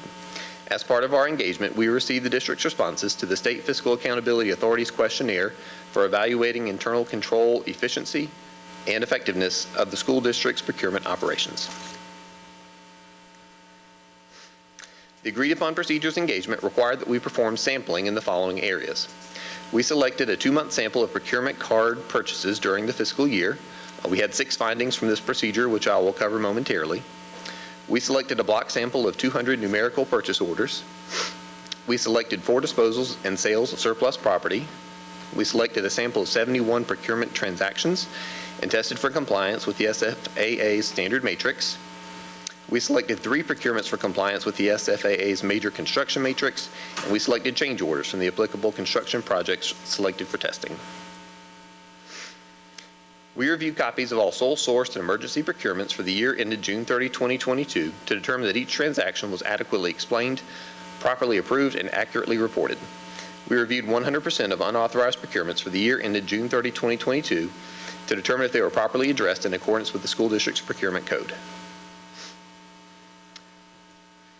As a result of our procedures, we identified a total of 8 findings. First, the school district does not have written approval from the Division of Procurement Services that its procurement code was substantially similar to the Consolidated Procurement Code per South Carolina Code of Laws, Section 1135-5340. Our recommendation that the school district adopt the 2021 Model School District Procurement Code or submit the school district's procurement code to the Division of Procurement Services for a written opinion as required. In its corrective action plan relating to the procurement engagement, management states that the district is working on editing the 2021 Model School District Procurement Code for the Division of Procurement Services review and approval. The second finding was that the school district did not present the minority business enterprise utilization to the board on an annual basis, and our recommendation is that the district do so. In its corrective action plan, management states that procurement will ensure the report is submitted timely, effective immediately. As I previously mentioned, as a result of our procedure relating to reviewing a 2-month sample of procurement card transactions, we identified a total of 6 instances of noncompliance, so that will be the remainder of the findings from this procurement engagement. The first finding is that there were multiple procurement card transactions for educational supplies and materials that could have been purchased through state and district contracts, and documentation was not provided to explain the use of an alternative supplier. Our recommendation is that the school district disallow the purchase of educational supplies and materials using procurement card unless approval has been received from the procurement director. In the corrective action plan, management states it will use state and district contracts as a first option when purchasing educational supplies and materials. The district will update the purchasing card and finance operations procedures to allow for the use of the procurement card when practical. Our next finding was that we found multiple procurement card transactions for travel expenses, which did not have the approved travel request form attached. We recommend that the school district ensure that employees are aware of the requirement for all travel purchases on procurement cards to have an approved travel request form attached to each corresponding transaction. In its corrective action plan, management states that the district will require all travel purchases on the procurement cards to have an approved travel request form attached to each corresponding transaction. We also found multiple procurement card transactions for meals over $500 that did not receive prior approval from the Senior Chief Financial and Operations Officer. We recommend that the school district ensure that employees are aware of the requirement for all meal purchases over $500 to have prior approval from the Senior Chief Financial and Operations Officer. In the corrective action plan, management states that the district will require all meal purchases over $500 to have prior approval from the Senior Chief Financial and Operations Officer. We found a single procurement card transaction in which items were purchased as gifts for needy families. We recommend that the school district create a standardized form detailing the need to use district funds to assist students, their families, and employees. This form should be signed by all parties involved. Management stated in the corrective action plan that it will implement an approval process for schools and departments to participate in assisting needy families. Next, we found multiple procurement cards in which departments were listed as a card holder instead of a current employee, which is not in accordance with the school district's purchasing card manual. We recommend that the school district ensure that only current employees are card holders of procurement cards, in accordance with the school district's purchasing card manual. In the corrective action plan, management states that it will remove the department names from procurement cards and replace with the name of a current employee by July 1st.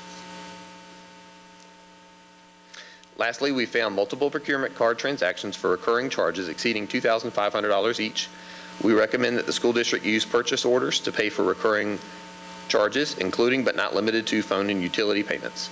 In the corrective action plan, management states that it will consider the use of an electronic payment solution through the credit card provider to pay recurring charges such as utilities and phone services. So now we will review selected financial information from the school district's fiscal year 2022 annual comprehensive financial report. First, the fund balance in the general fund increased by $25,000 during fiscal year 2022. So that's the change in the fund balance. We'll talk about the actual fund balance number in just a moment.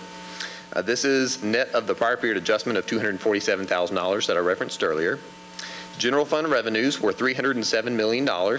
Expenditures were $304 million, and net transfers out were $3 million. General fund revenues increased by $12.5 million compared to fiscal year 2021. This includes an additional $7 million in state revenues and $6.6 million in local property taxes. Millage for both the general fund and debt service fund remained unchanged at 331.7 mills and 104 mills respectively. State revenue increases included funding for teacher salary increases, employer-provided fringe benefits, retiree insurance, and state revenue in lieu of taxes. Compared to fiscal year 2021, general fund expenditures increased by $19.3 million. This included $6.4 million in a one-time payment to employees from fund balance as approved by the board. This also includes salary increases and related fringe benefits, as I previously mentioned. So the school district's general fund balance was $94.6 million as of June 30th, 2022, which was all considered unassigned. The school district's unassigned general fund balance represents 29.7% of fiscal year 2022 general fund budgeted expenditures. The school district's policy DB states as a priority maintaining 2 months' expenses in the general fund balance from one fiscal year to the next, which equates to 16.7%. Likewise, South Carolina state law requires school district to maintain at least 8.33% or 1 month's expenditures as a general reserve. The government-wide statement of net position shows a deficit balance and net position as of June 30, 2022 of $259.2 million. This reflects an increase of $35 million compared to the prior year deficit. The increase is largely due to an increase in net capital assets during the year, which is reported as capital outlays in the governmental fund financial statements. The reason for the negative balance of net position is the continued effects of the requirement to report the school district's allocated share of the state of South Carolina's unfunded liabilities, both for pensions and other post-employment benefits, or OPEB, in the school district's government-wide financial statements. The school district is required under generally accepted accounting principles to report a portion of the state's unfunded pension and OPEB liabilities based on the school district's pro rata share of contributions to the plans. As of June 30, 2022, the school district's portion of the state's net liability was $343.2 million, and its portion of the net OPEB liability was $420.5 million. Once again, these are not liabilities that the school district will need to make a payment for. These are required accruals. The school district's actual liability to PEBA as of June 30, 2022 was $5.5 million, and this was for the June 2022 retirement and retiree insurance that was paid on August 1st, 2022. As I mentioned, the school district's net capital assets, which were $754.5 million as of June 30, 2022, are up $89 million compared to the prior year. This is due to ongoing construction projects from the 2018 bond referendum. Speaking of bonds, the district's net long-term bond obligations of $554 million increased by $27 million compared to the prior year due to two bond issues during the year, including one refunding bond. And at this time, I'll be happy to answer any questions that you may have regarding our audits. Board members, questions?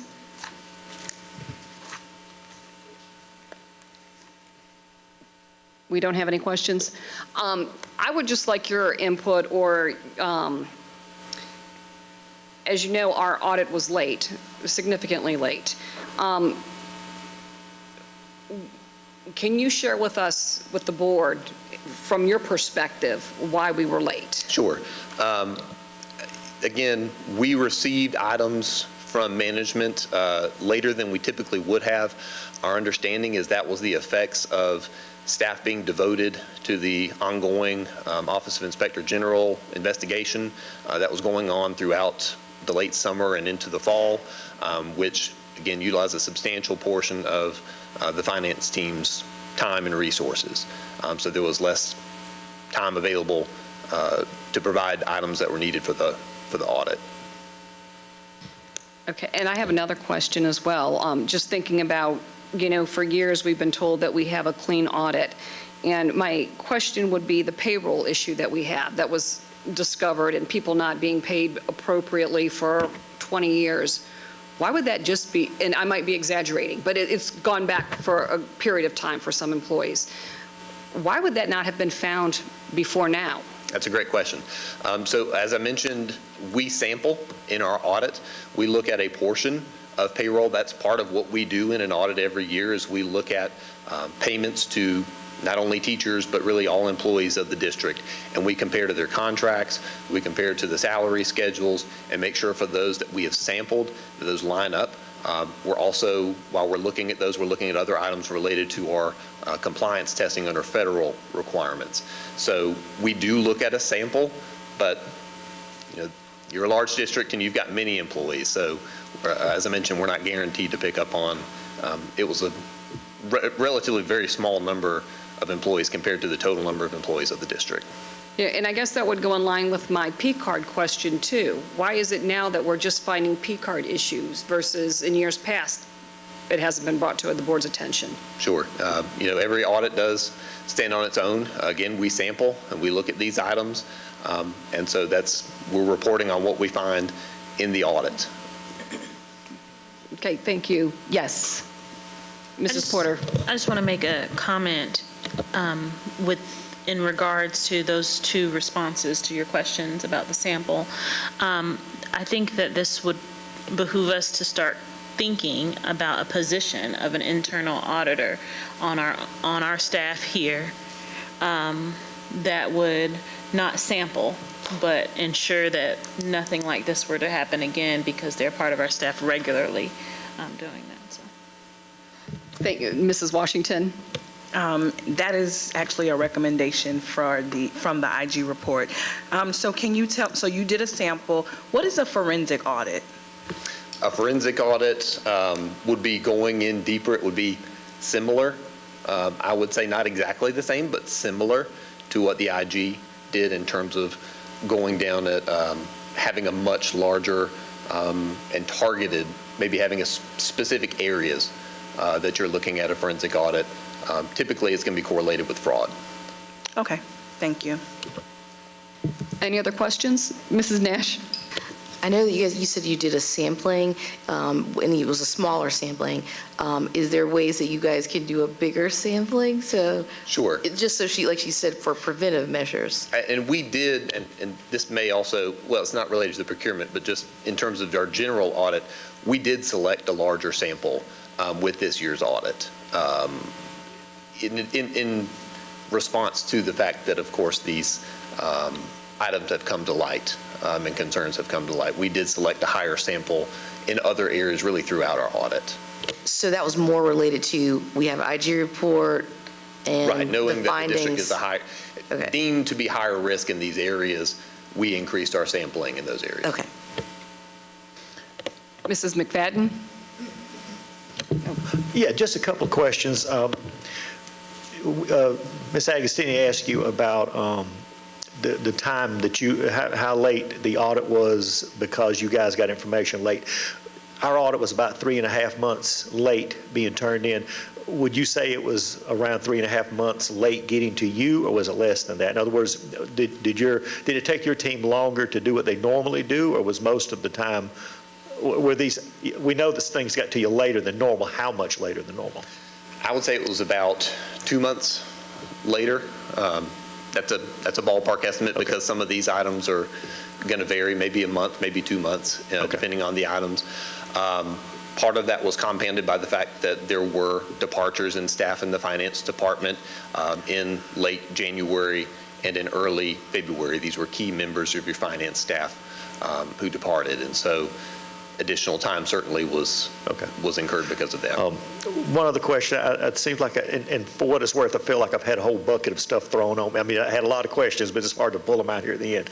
I did see in there somewhere where some of the purchases with the cards exceeded $2,500.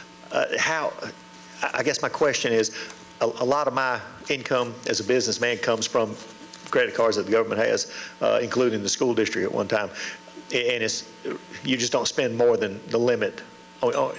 How does that happen, in your opinion? More can be spent than is allowed. Sure.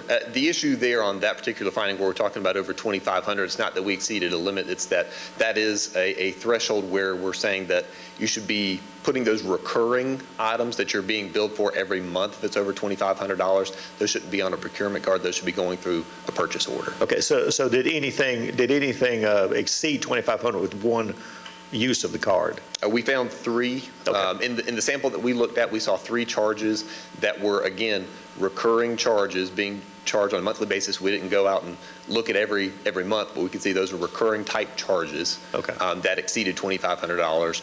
And again, that will be our recommendation that those be put on a purchase order rather than through the procurement card. So if it is our protocol not to spend more than $2,500 with a single purchase, we broke our own protocol, it sounds like, at least a couple times. I just want to make sure I'm being clear in my answer to you. Okay, so it's not necessarily that it's a $2,500 per purchase limit that we've broken. It's the fact that we've got these, and the examples were telephone and utility type bills. So those are going to exceed $2,500 just based on the size of the district. Okay. It's the fact that those type charges were being put on a procurement card rather than going through a purchase order. Okay, that makes perfect sense. I follow you now. I got you. Thanks. Thank you. Mrs. McFadden? Yes, sir. This is probably actually for Ms. Gregory, but on finding number 3, it said they found multiple procurement card transactions for educational supplies and materials that could have been purchased through state and district contracts and documents were not provided. Would that be an example of the, I guess, petty cash that we give the principals? For instance, I know that they get $300,000 for some high schools to use. Would this be an example of a P card that would be used that way? I can speak to that one. So that these charges were items, and I'll just be honest with you, most of these were Amazon purchases. Okay, so charged on the procurement card, where perhaps those same items that were purchased, maybe from a convenience standpoint, from not just teachers but staff, buying these supplies and materials and things for use, could have been purchased through a state or district contract. So that was really more the nature of the finding, was that it was, there was no documentation as to why we went with this vendor as opposed to going through a contract. Yes, sir, but was the purchase made from like a principal who has a card that can be used for, we give them $300,000 for some high schools to use at their discretion? Would that be a type of purchase that was used with that type of card? Off the top of my gruphead, I'm not sure if it was a principal or who it was that made the. Well, that's why I asked Ms. Gregory, because what I want to know is about the P cards that are given. There's 298 of them. Are the P cards given to principals for those types of purchases? Have P cards, but again, they can make those kinds of purchases, but we encourage them to use the purchase orders. Correct. But they could use the P cards for something like this. They would have their discretion on how and when they would use those P cards.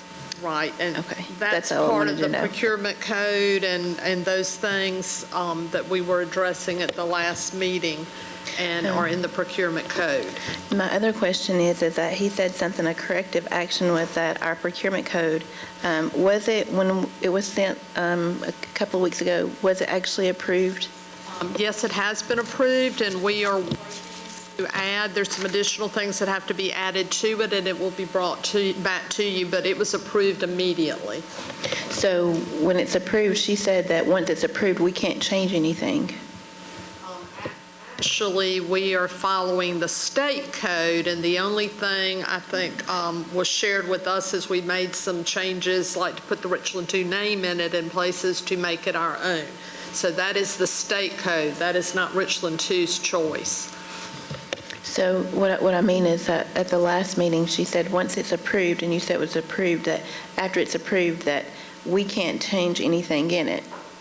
That would be correct, because the state auditor has approved it, and it will come back to you because we have to adopt it, I believe is the correct terminology, to officially move it forward.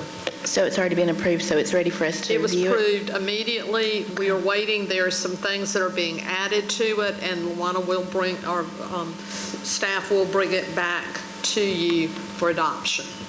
Okay, thank you. I think that will be in April, I believe. Madam Chair. Mrs. Washington. So in our last IG committee meeting, this is for superintendent, we made some recommendations regarding the P card, and it was for some of these very reasons that were presented. And that is that every person that has access to a P card and is an authorized user, there needs to be some conversations and some training happening right now to prevent this from happening in the future. Thank you, Mrs. Washington. Any other questions, comments? Thank you so much. Thank you very much. Item 11, new business, action requested, employee bonus. Mrs. Gregory? Yes, as we look at 11.1 employee bonuses, as we just shared the audit report tonight and talked about fund balance, had fund balance discussion, staff members are prepared to share a proposal for employee bonuses. We value our employees, and we know that these are unprecedented times with certified and classified staff. As the board has shared, retention and recruitment have got to be a priority. And so Ms. Shawn Williams is at the podium, who is our Senior Chief HR Officer. Thank you, Ms. Gregory, and to the chair and the remainder of the board, good evening. As we shared with you at our last board retreat on Thursday, we have get it pulled up, our employee bonuses and recommendations in regard to where we are. We did make some changes to our recommendations after meeting with Ms. Gregory and senior leadership to increase our new hire certified employee bonuses from $2,500 to $3,000 for certified staff. And for new hire for classified staff, we're recommending $1,500. And in your board docs, you'll be able to see the additional information for longevity, the welcome home to Richland 2, and the employee referrals. What we're asking for tonight is for action to requested to allow $1,000 per full-time employee bonus, which is a net bring home, and a $500 per part-time employee for part-time employees. And we're also, in addition, asking for action requested for tonight of a $3,000 signing bonuses for new certified staff and $1,500 signing bonuses for classified hires for the 23-24 school year. Board members, are there any questions? Madam Chair. Oh, I'm sorry. Mrs. Porter raised her hand first. So. I don't know, is this the right time to talk about your qualifications on that slide? Okay. So for qualifications you had for longevity, that there would be employees must have continuous years with no breaks in service in Richland 2. So my question is, I want to create a scenario. So if we have a staff member that puts in 15 years and they take a 2-year break, they come back, they're on year 16. Does that mean they're no longer eligible for any bonuses through their duration of working for Richland 2? That would be at the pleasure of the board to make a decision on that. Okay, I was just trying to understand the wording here to know if I had it correct, or does it start over? with zero. Well, ideally, you want to have no breaks in service because you want the continuation of service. You want those long term. I know Dr. Scott talked about she had friends who've been here 30 years. We want those who are 30 years to be able to have an incentive of staying here and committed to Richland School District 2.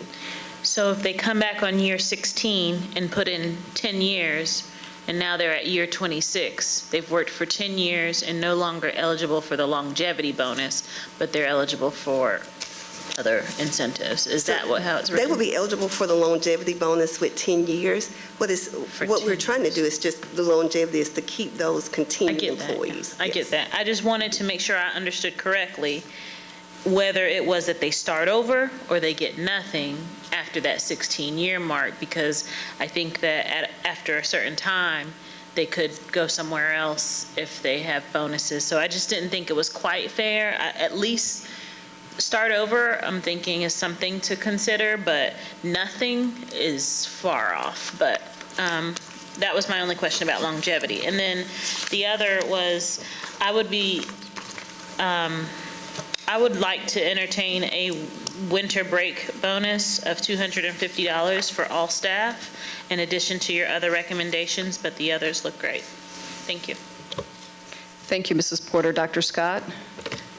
I have no questions. I was just getting ready to make the motion if there's no other discussion. And we can continue to have discussion, too, after you make your motion, so that's Okay. fine as well. Okay. Well, it actually has to be germane to the motion, but... Absolutely.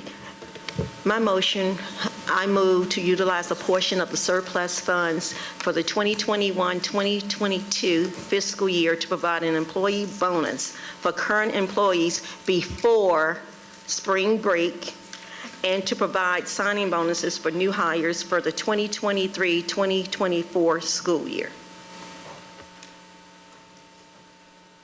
Second.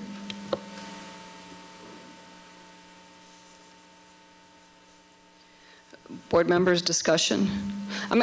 Dr. Scott, could you please repeat that, your motion?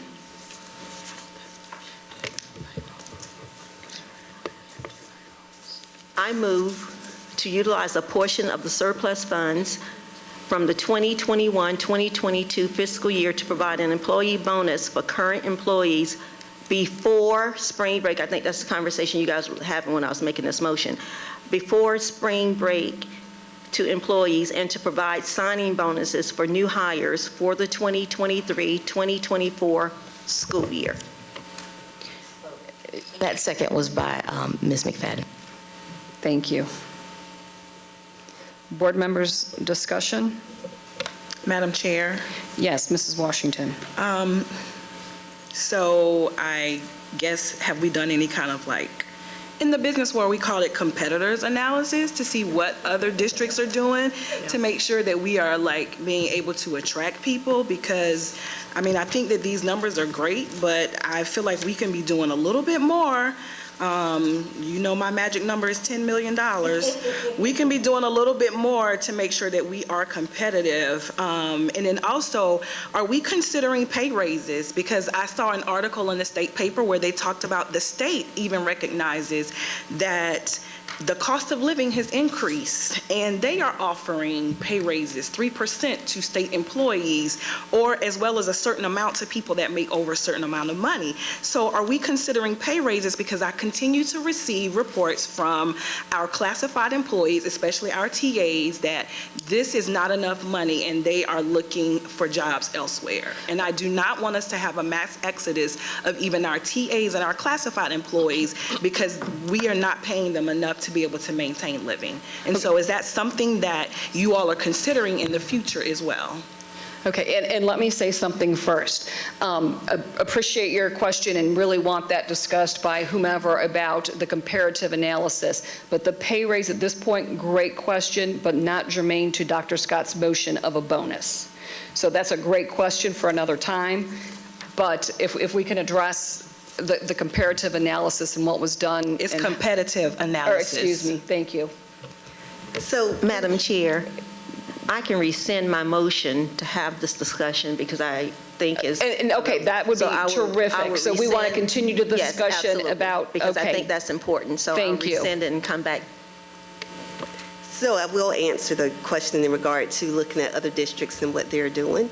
A lot of districts are not doing all employees per se. They're looking at specific subjects, such as your special education, your math. And what we're looking at holistically is your early childhood, your elementary, your PE. So we're looking at all of them versus a portion of the employees. So we're looking at, again, the $3,000 signing bonuses for certified new hires, $1,500 bonuses for classified new hires. Thank you so much for answering. You're welcome. Madam Chair? Mrs. McFadden. I would just like to make sure that the longevity for all full-time staff, that includes our security guards, and our janitors, they're on a separate contract. But it does include our security guards, our full-time security guards. It includes all full-time staff. Yes, and that is inclusive of classified and certified. Okay, yes, ma'am, but I kind of want to be specific. Are most of our security guards part-time or full-time? Most of them are full-time employees. Okay, and they're included in that longevity? Yes. Okay, so what about, I guess for part-time, they really don't get anything? Correct. Part-time employees would not get an incentive. However, if there is a bonus and if it's the pleasure of the board, they would get $500. For part-time? For part-time. That's the action that we're asking for tonight. Okay. Yes, ma'am. Thank you. I just had, when you guys are considering salaries and things like that, do you factor in what the rate of inflation is currently, and then maybe add a little bit more, because it's usually more than what they say? So I can't speak to the salaries. I would like the expert in the room would be Dr. Molly. That's totally fine. Just a suggestion, No need to talk about it now. It was just more of a, something to think about. So my question is, we're talking about the money is coming from the surplus from the 2021, 2022. Is that where the money's coming from to pay for these bonuses? That's what Dr. Miley's coming to the podium. Yes, using fund balance that we have accrued, we use that for the bonuses that we've done in the past. Yes, ma'am. Madam Chair? What we did last year, and I'm sorry Matthew has left. Last year, you approved, not last year, coming out of the 2021, into the 2021 fiscal year, you approved $10 million capital fund transfer, $6.5 million for the bonus for all employees. That's $16.5 million. We ended up spending that out of recurring dollars out of the general fund budget. We did not dip into the fund balance as we had planned and as you authorized. We didn't need to. We paid for it out of general fund. Now we have that same $16.5 million available. Our fund balance, when you approved the $16 million back in this... It was 2022, March of 2022. Is that what we're talking about? That's right, but that's out of the 2021 budget surplus. Follow? Just like it's 23 now, we're The talking about... 2020, 2021 surplus or the 2021, 2022 surplus? No, that's what we talked about tonight. That's what Yes, ma'am. that's what I Yes, want to ma'am. be clear on, because when I was reading this information, it didn't look to me like there was a change in the...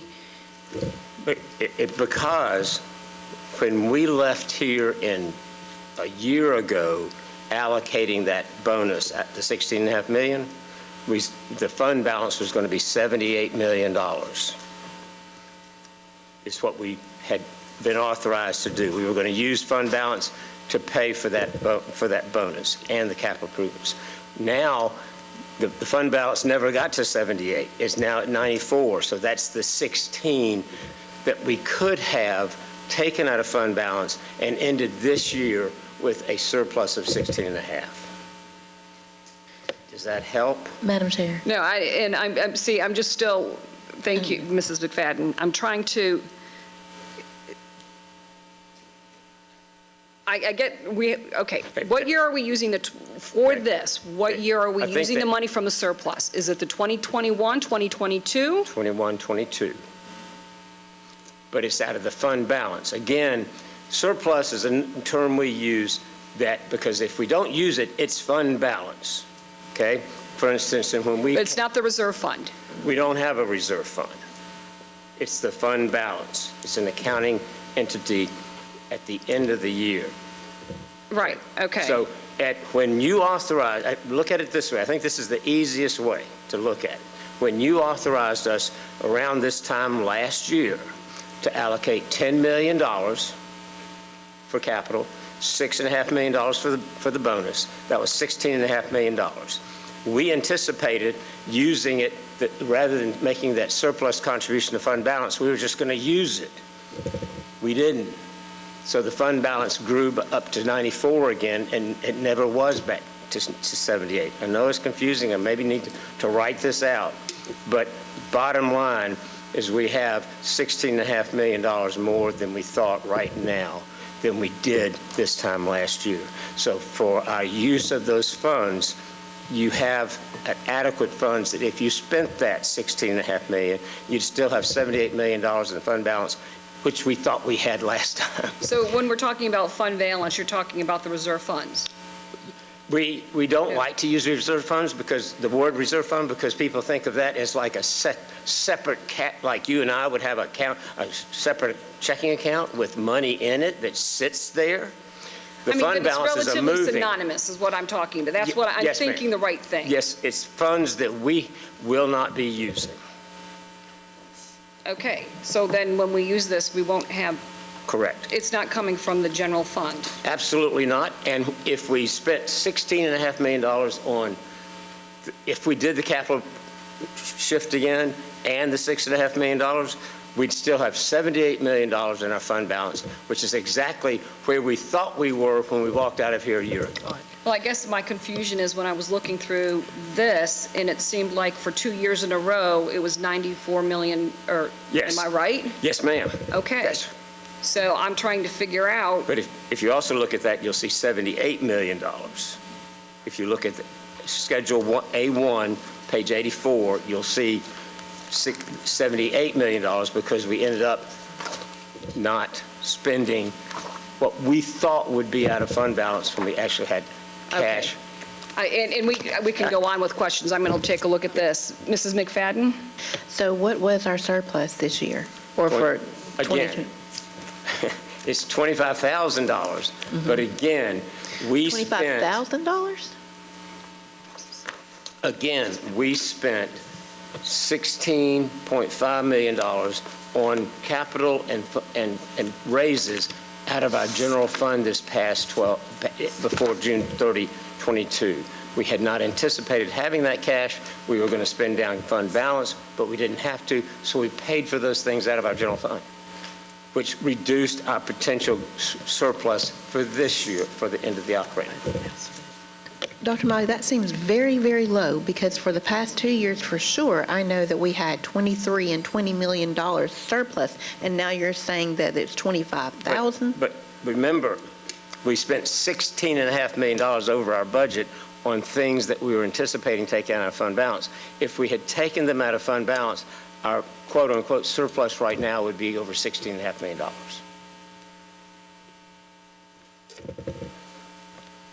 I'll be happy to, and I'm sure Matthew would. Matthew. Okay. Matthew will be happy to come back and explain it. The key is, and I've talked to Matthew about this, we have capacity compared to what y'all were looking at this time last year. We have the capacity to do another $16.5 million and still have a fund balance of $78 million. This is off topic, but I just want to be clear before we go any further that we didn't take millage out last year. We should not be expecting to go that route this year, correct? Based on the surplus. I'm sorry? I'm just throwing that out there. We'll get to that on the budget part. That's a good throw question for the Yes, budget ma'am. discussion. I think Mrs. I did want to Gregory make wanted one thing okay. certain. Yeah. We have I think I explained it the other day. My payroll team cannot make a payroll check before spring break. It is not a regular paycheck run. We have to verify with HR who's eligible, what full-time employees are eligible. It takes a lot more time. We have a paycheck coming 2 days from now, 3 days from now, and we have a paycheck coming a week from this Friday. And our team cannot get another payroll processed in that time before spring break. What would be the expectation? Madam Chair. I just asked him what the Right, but I have a motion. expectation is. I already have a motion. No, you rescinded your motion. So we don't have a motion out there. You took it away so we could have the discussion when Mrs. Washington wanted to know about salary. So we don't have a motion on the floor at this point. Is that correct? There's no motion on the floor. So what would be a reasonable amount of time for? Spring break is the 10th through 17th, I think, roughly, 14th. Yeah, that's why we're having the payroll on the 7th, is because your regular 15th payroll will fall during spring break. I would think sometime between that time and our next payroll, which would be for the end of April, but I don't think we can, I know we can't get it out before the spring break. Madam Chair. All right, thank you. Mrs. Porter. Can we table this discussion and move forward with the motion? You should. Mrs. Gregory wants to make a statement or a remark, and then we will go ahead with a motion. I just want to recap, just to make sure what we were talking about is really what we're talking about from the surplus, is we are talking about the retention bonus, the spring bonus, and also we are talking about a signing bonus for new hires. And that is really what we're talking about. This structure, we can have further discussion if we need, or this will actually be part of the budget process, I think is what we had discussed. The regular spring bonus that we've had for the last 3 years that we're talking about tonight is one-time money. That if y'all vote for that, that's done. We have the adequate resources to do that. The signing bonus, unless we just want to do it for 1 year, which we don't, I'm no HR person, but I don't think we want to do it for just 1 year, will be a recurring expense. Every year we'll have that if it succeeds. We'll need to get that in the budget. And what I told you at the retreat was we have adequate funds to have the faith to make this commitment for this year's signing bonuses, to pay for them, to try to help with our recruitment. If we don't get into the budget this year, then we'll work on trying to find other funds for it. But we think that we can fund both of those. If it doesn't work and we can't get it in the annual budget, we'll find something else. But we're taking the plunge now to try to help those signing bonuses become effective. That's what Right, and I I think Tony has that on a slide on the next slide, or there is a slide that has that listed up, believe. There you go. Right, that's what you were referencing. Yes, ma'am. All right. That's the. Thanks, I just wanted to make sure that was clear. Okay, thank you, Board. May I have a motion? Yes, Madam Chair. I'll make a motion that we utilize a portion of surplus funds for the 2021-2022 fiscal year to provide an employee bonus for current employees before spring break, and to provide signing bonuses for new hires for the 2023-2024 school year. Second. Board members, is there any discussion? The only discussion I have is I have faith in the department with Dr. Miley that they can get this done and get this bonus out to employees prior to spring break. That's the faith that I have in our premier school district. Any other discussion?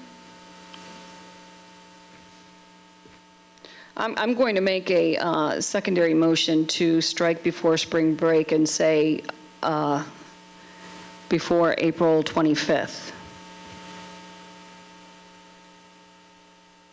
Is there a second for that primary motion? Second. Board members, is there any discussion?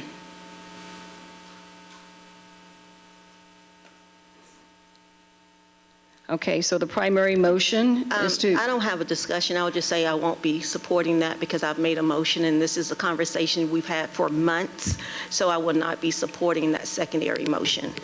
Thank you, Dr. Scott. Mrs. Porter. If they're making a payment before spring break, I don't think the 25th would do anything anyway, because they wouldn't get another payment until the 28th. right? Am I correct? They're running a special payroll. It will be a special Is run. April 25th a reasonable date? Well, I think everybody, my team is watching right now and probably throwing up, but I think that gives them a little window to make it happen before, instead of spring break.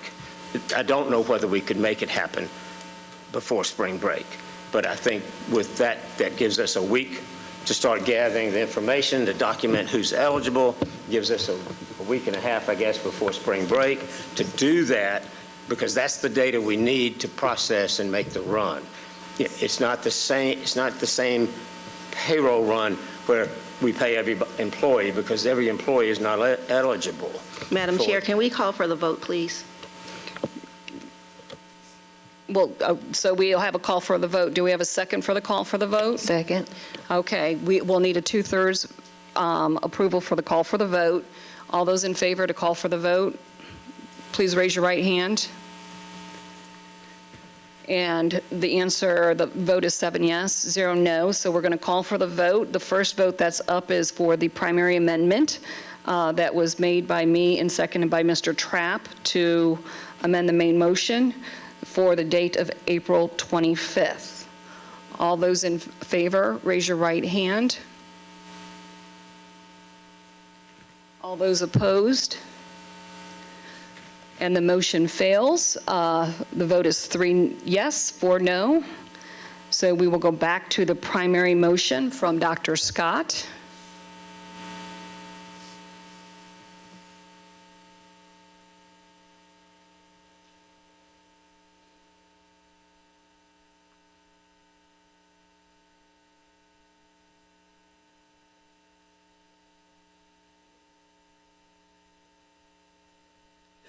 And Dr. Scott, is your motion correct?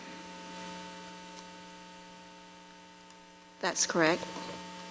All right, board members, please vote.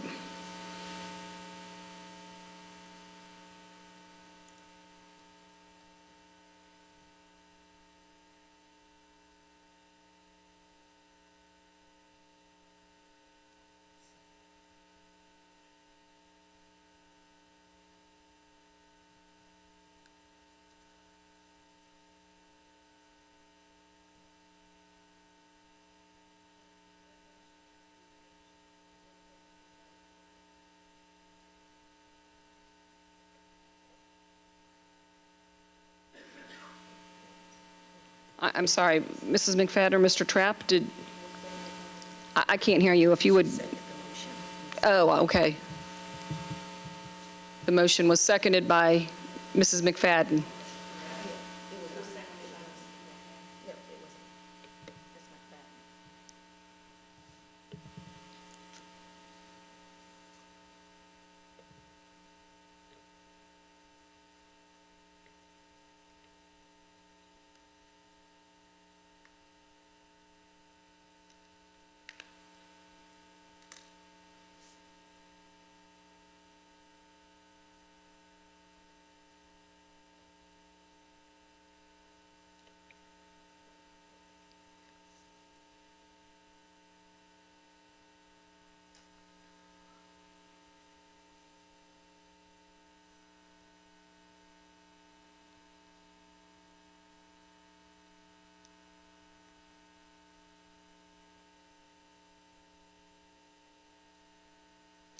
And the vote is 7 yes, 0 no. The motion carries. Moving on to item 11.2. We need a motion for the approval for Dr. Scott to attend the DARE conference. Before we get a motion, Dr. Scott, can you just tell us briefly? All I can, Yep, you call the vote. Madam Chair, Yeah, I would Mrs. like Nash. I move to approve Dr. Scott to attend the DARE conference. Is there a second? Second. Is there any discussion? Yes, Madam Chair. So I would like for us to please make sure that in the future, as a priority, we review board policy BID, because we should not have to approve a board member to go to a conference for something that is related to our jobs. Thank you. Thank you, Mrs. Washington. Any other board comments? I just have one that it's essential where, she's on the Safety and Security Committee, and we're talking about utilizing what we have is a big deal. So that's all I have to say about that. Thank you. And I was going to, did you want to make a comment, Dr. Scott? I was just, do you want to go? Yes. And this was a policy that we had hoped would be waiting for the new board to come into play. But I think along with my colleagues, want to take a look at this policy at some near point in the future to revise it. Because again, this is an educational opportunity for Dr. Scott to go visit our students, but restrictions were put on the policy. So we're having to take our time and approve this today. Dr. Scott.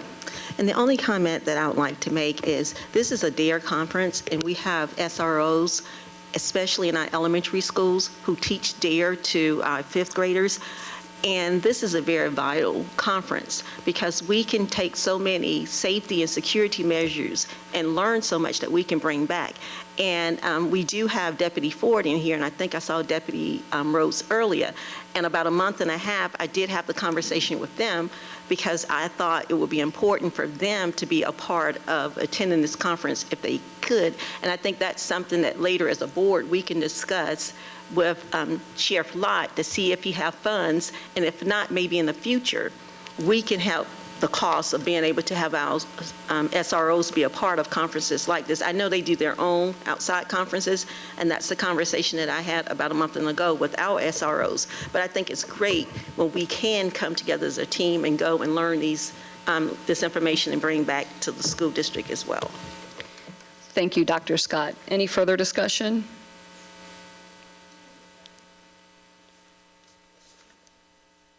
It was Mrs. Nash, Mrs. Washington, thank you.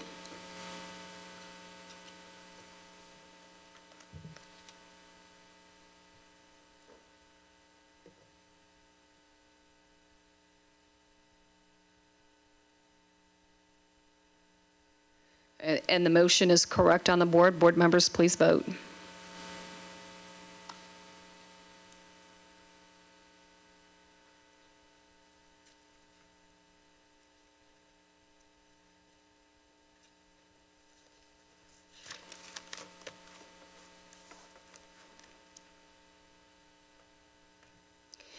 And the vote is 7 yes, 0 no. The motion carries. Item 12, agenda items for the next meeting. Mrs. Gregory. Thank you, Ms. Agostini. On April the 4th, Tuesday, April the 4th, we'll start with a public input session for the budget and call to order approval of agenda. Public session will be recessed and the board will reconvene in executive session for student admission request into adult ed, student appeals, breach of contracts, employment recommendations and certified releases, any litigation update, and then it will have our inspirational moment and pledge of allegiance, consent agenda, and moving on to vote on executive session items. For unfinished business, no action requested. We'll have a legislative update, then an update on the 2023-24 budget, an ESSER update under 9.3. Under new business, no action requested. Revision proposals, board agenda, BEDB, which came from the board retreat. Policy JLCE on first aid and emergency care. Policy JK on student fees, fines, and charges. I believe that deals with meal debt. The board removal from office, which is new, and the proficiency-based credit courses, which is new, which is required also for our strategic plan. So we'll review the draft agenda items. We'll have a second public participation, board and superintendent comments, and a second session if needed, a second executive session if needed. Board members, any questions or comments?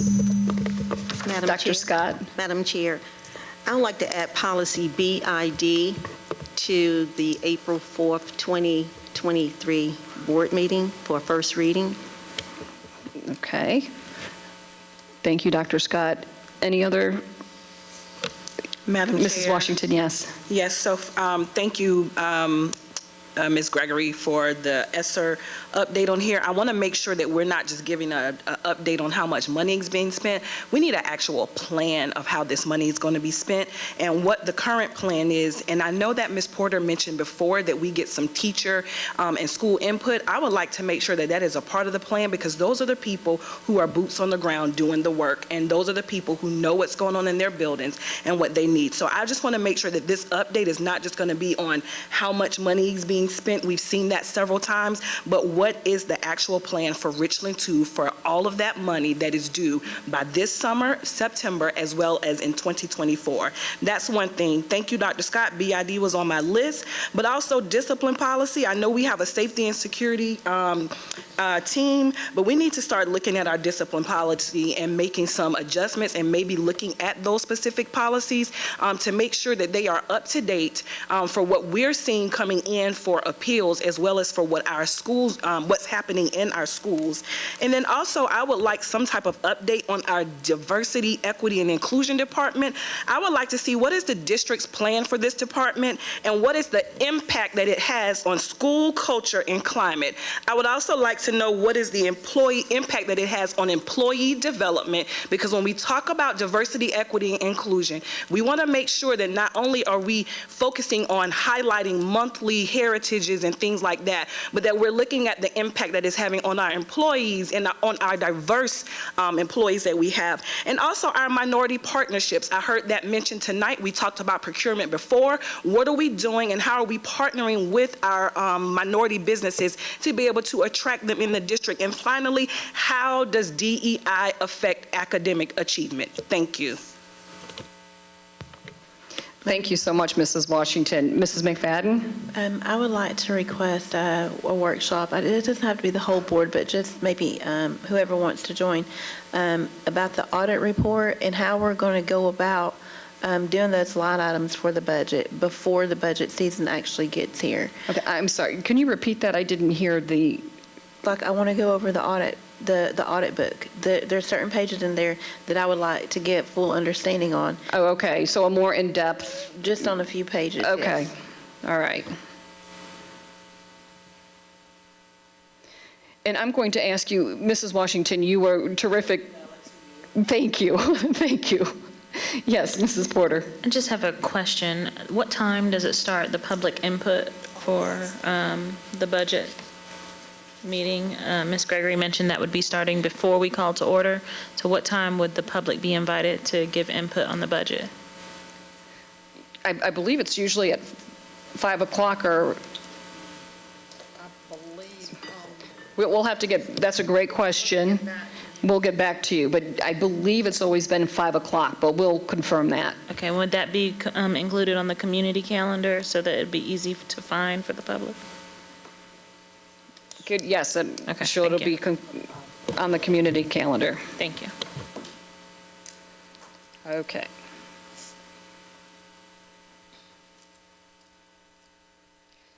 All right, thank you for your great suggestions, board members. Moving on, item 13, public participation. We have no additional people signed up. Item 14, board and superintendent comments. Board, do we want to do them now, or is there a motion to defer them and go back into executive session? Madam Chair? Yes, Mrs. Porter. I move to defer board and superintendent comments to the end of our agenda so that we can go into executive session. And is there a second? The motion has been made by Mrs. Porter, seconded by Dr. Scott, to defer board and superintendent comments until after our second executive session. Is there any discussion? There's no discussion? Okay, and let's do a hand vote. All those in favor, raise your hands, say yes. All those opposed? So the motion carries 7 yes, 0 no. Do I have a motion to go into executive session 2? Madam Chair, Mrs. Washington. I'd like to make a motion that we go into executive session 2. For the purpose of? I'm sorry, I have to close my laptop. For the purpose of continuing discussions from session 1 and? Well, there's a lot of things on here. No, you can just say that, continuing it, and contractual matters. So I want to be very specific because we were told that the Okay. last time. So it's not listed here.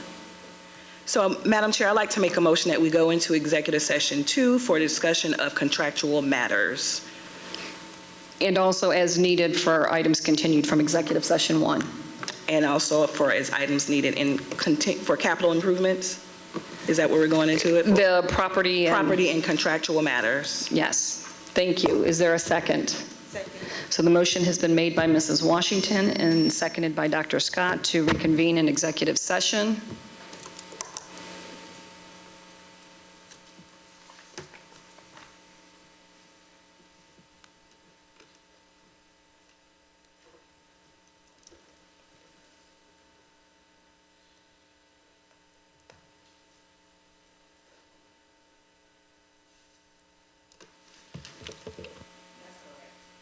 All right, board members, please vote.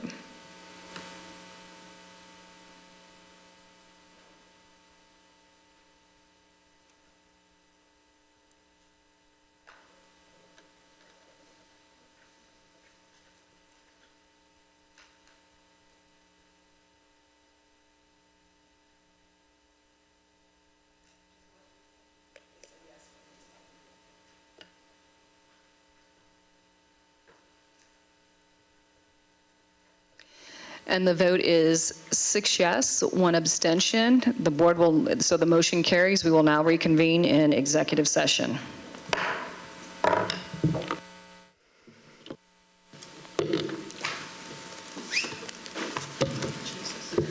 Oops. Could I have a motion to adjourn executive session? Madam Chair, Mr. Trapp. I move that executive session ended at 10:24 and that we reconvene in public session. And is there a second? Second. The motion has been made by Mr. Trapp and seconded by Dr. Scott to adjourn executive session and reconvene. Moving on to forgive me, the board and superintendent comments. Oh. Yes, we do. Thank you. I'm sorry, it's past 9 o'clock. Thank you, Mr. Trapp. Was there any discussion? No discussion? All those? Are we up and running? Okay. Board members, please vote.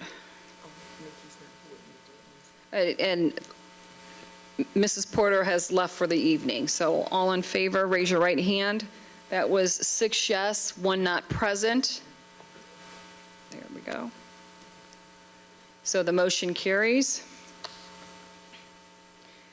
And we will finish up with the board and superintendent comments. I'll start with Mrs. McFadden. Everyone have a good evening. Thank you. Mr. Trapp? Yes, thank everyone that came out tonight, and y'all have a good evening too. Thank you, Mr. Trapp. Ms. Washington? Thanks for coming out. God bless you, Richland, too. Mrs. Nash? I had a whole list of people to thank for an incredible weekend, but you guys will have to tune in to the next meeting. Thank you guys for coming tonight, and all you guys online. Have a wonderful night. Thank you, Mrs. Nash. Dr. Scott? Everyone have a wonderful evening, but I still want to say thank you to the Richland Northeast High School wrestlers. I look forward to your autograph soon, and thank you. You guys have a good night. Mrs. Gregory? Thank you, Ms. Agostini. We had a fantastic meeting with 100 local realtors last Wednesday. The event was called Sold on Richland 2, and it showcased our district and provided vital information for realtors to better understand our schools, our accomplishments, and we even gave them materials and a dedicated website for their home buyers as a first introduction to Richland 2 schools. Richland 2's coordinator for health services, Mrs. Dawn McAdams, graduated Friday, March 24th from the Amy V. Cockcroft Leadership Fellowship from the University of South Carolina School of Nursing Center of Nursing Leadership. This visionary leadership equips nurses with a critical foundation for leading through periods of change, building partnerships and circles of influence, and forging collaborations. Congratulations to Dawn. We're very proud of her. The deadline to apply for 4K is Friday. Early education is critical to set up your child to be prepared and ready for elementary school. And also, April is the month of the military child, and there will be events at both the district level and our schools throughout the month. Mrs. Kelsey Carter, our Richland 2 military liaison, will lead a group of Richland 2 employees in the annual day in the life of a drill sergeant on April 19th at Fort Jackson. Richland 2 will culminate its April month of the Military Child Spirit Week with Purple Up Day on April 28th. So wear your purple and show your support for our military-connected children. And finally, our thoughts and prayers go out to the victims, their families, and school community of Nashville, Tennessee, after another horrific school shooting. We as a school community all feel your grief and concern for how to stop these senseless acts. Thank you. Thank you, Mrs. Gregory. And with that, I will say thank you all for staying as well. Have a great evening. Do I have a motion to adjourn? Madam Chair. Mrs. Nash. I move to adjourn the meeting. Second.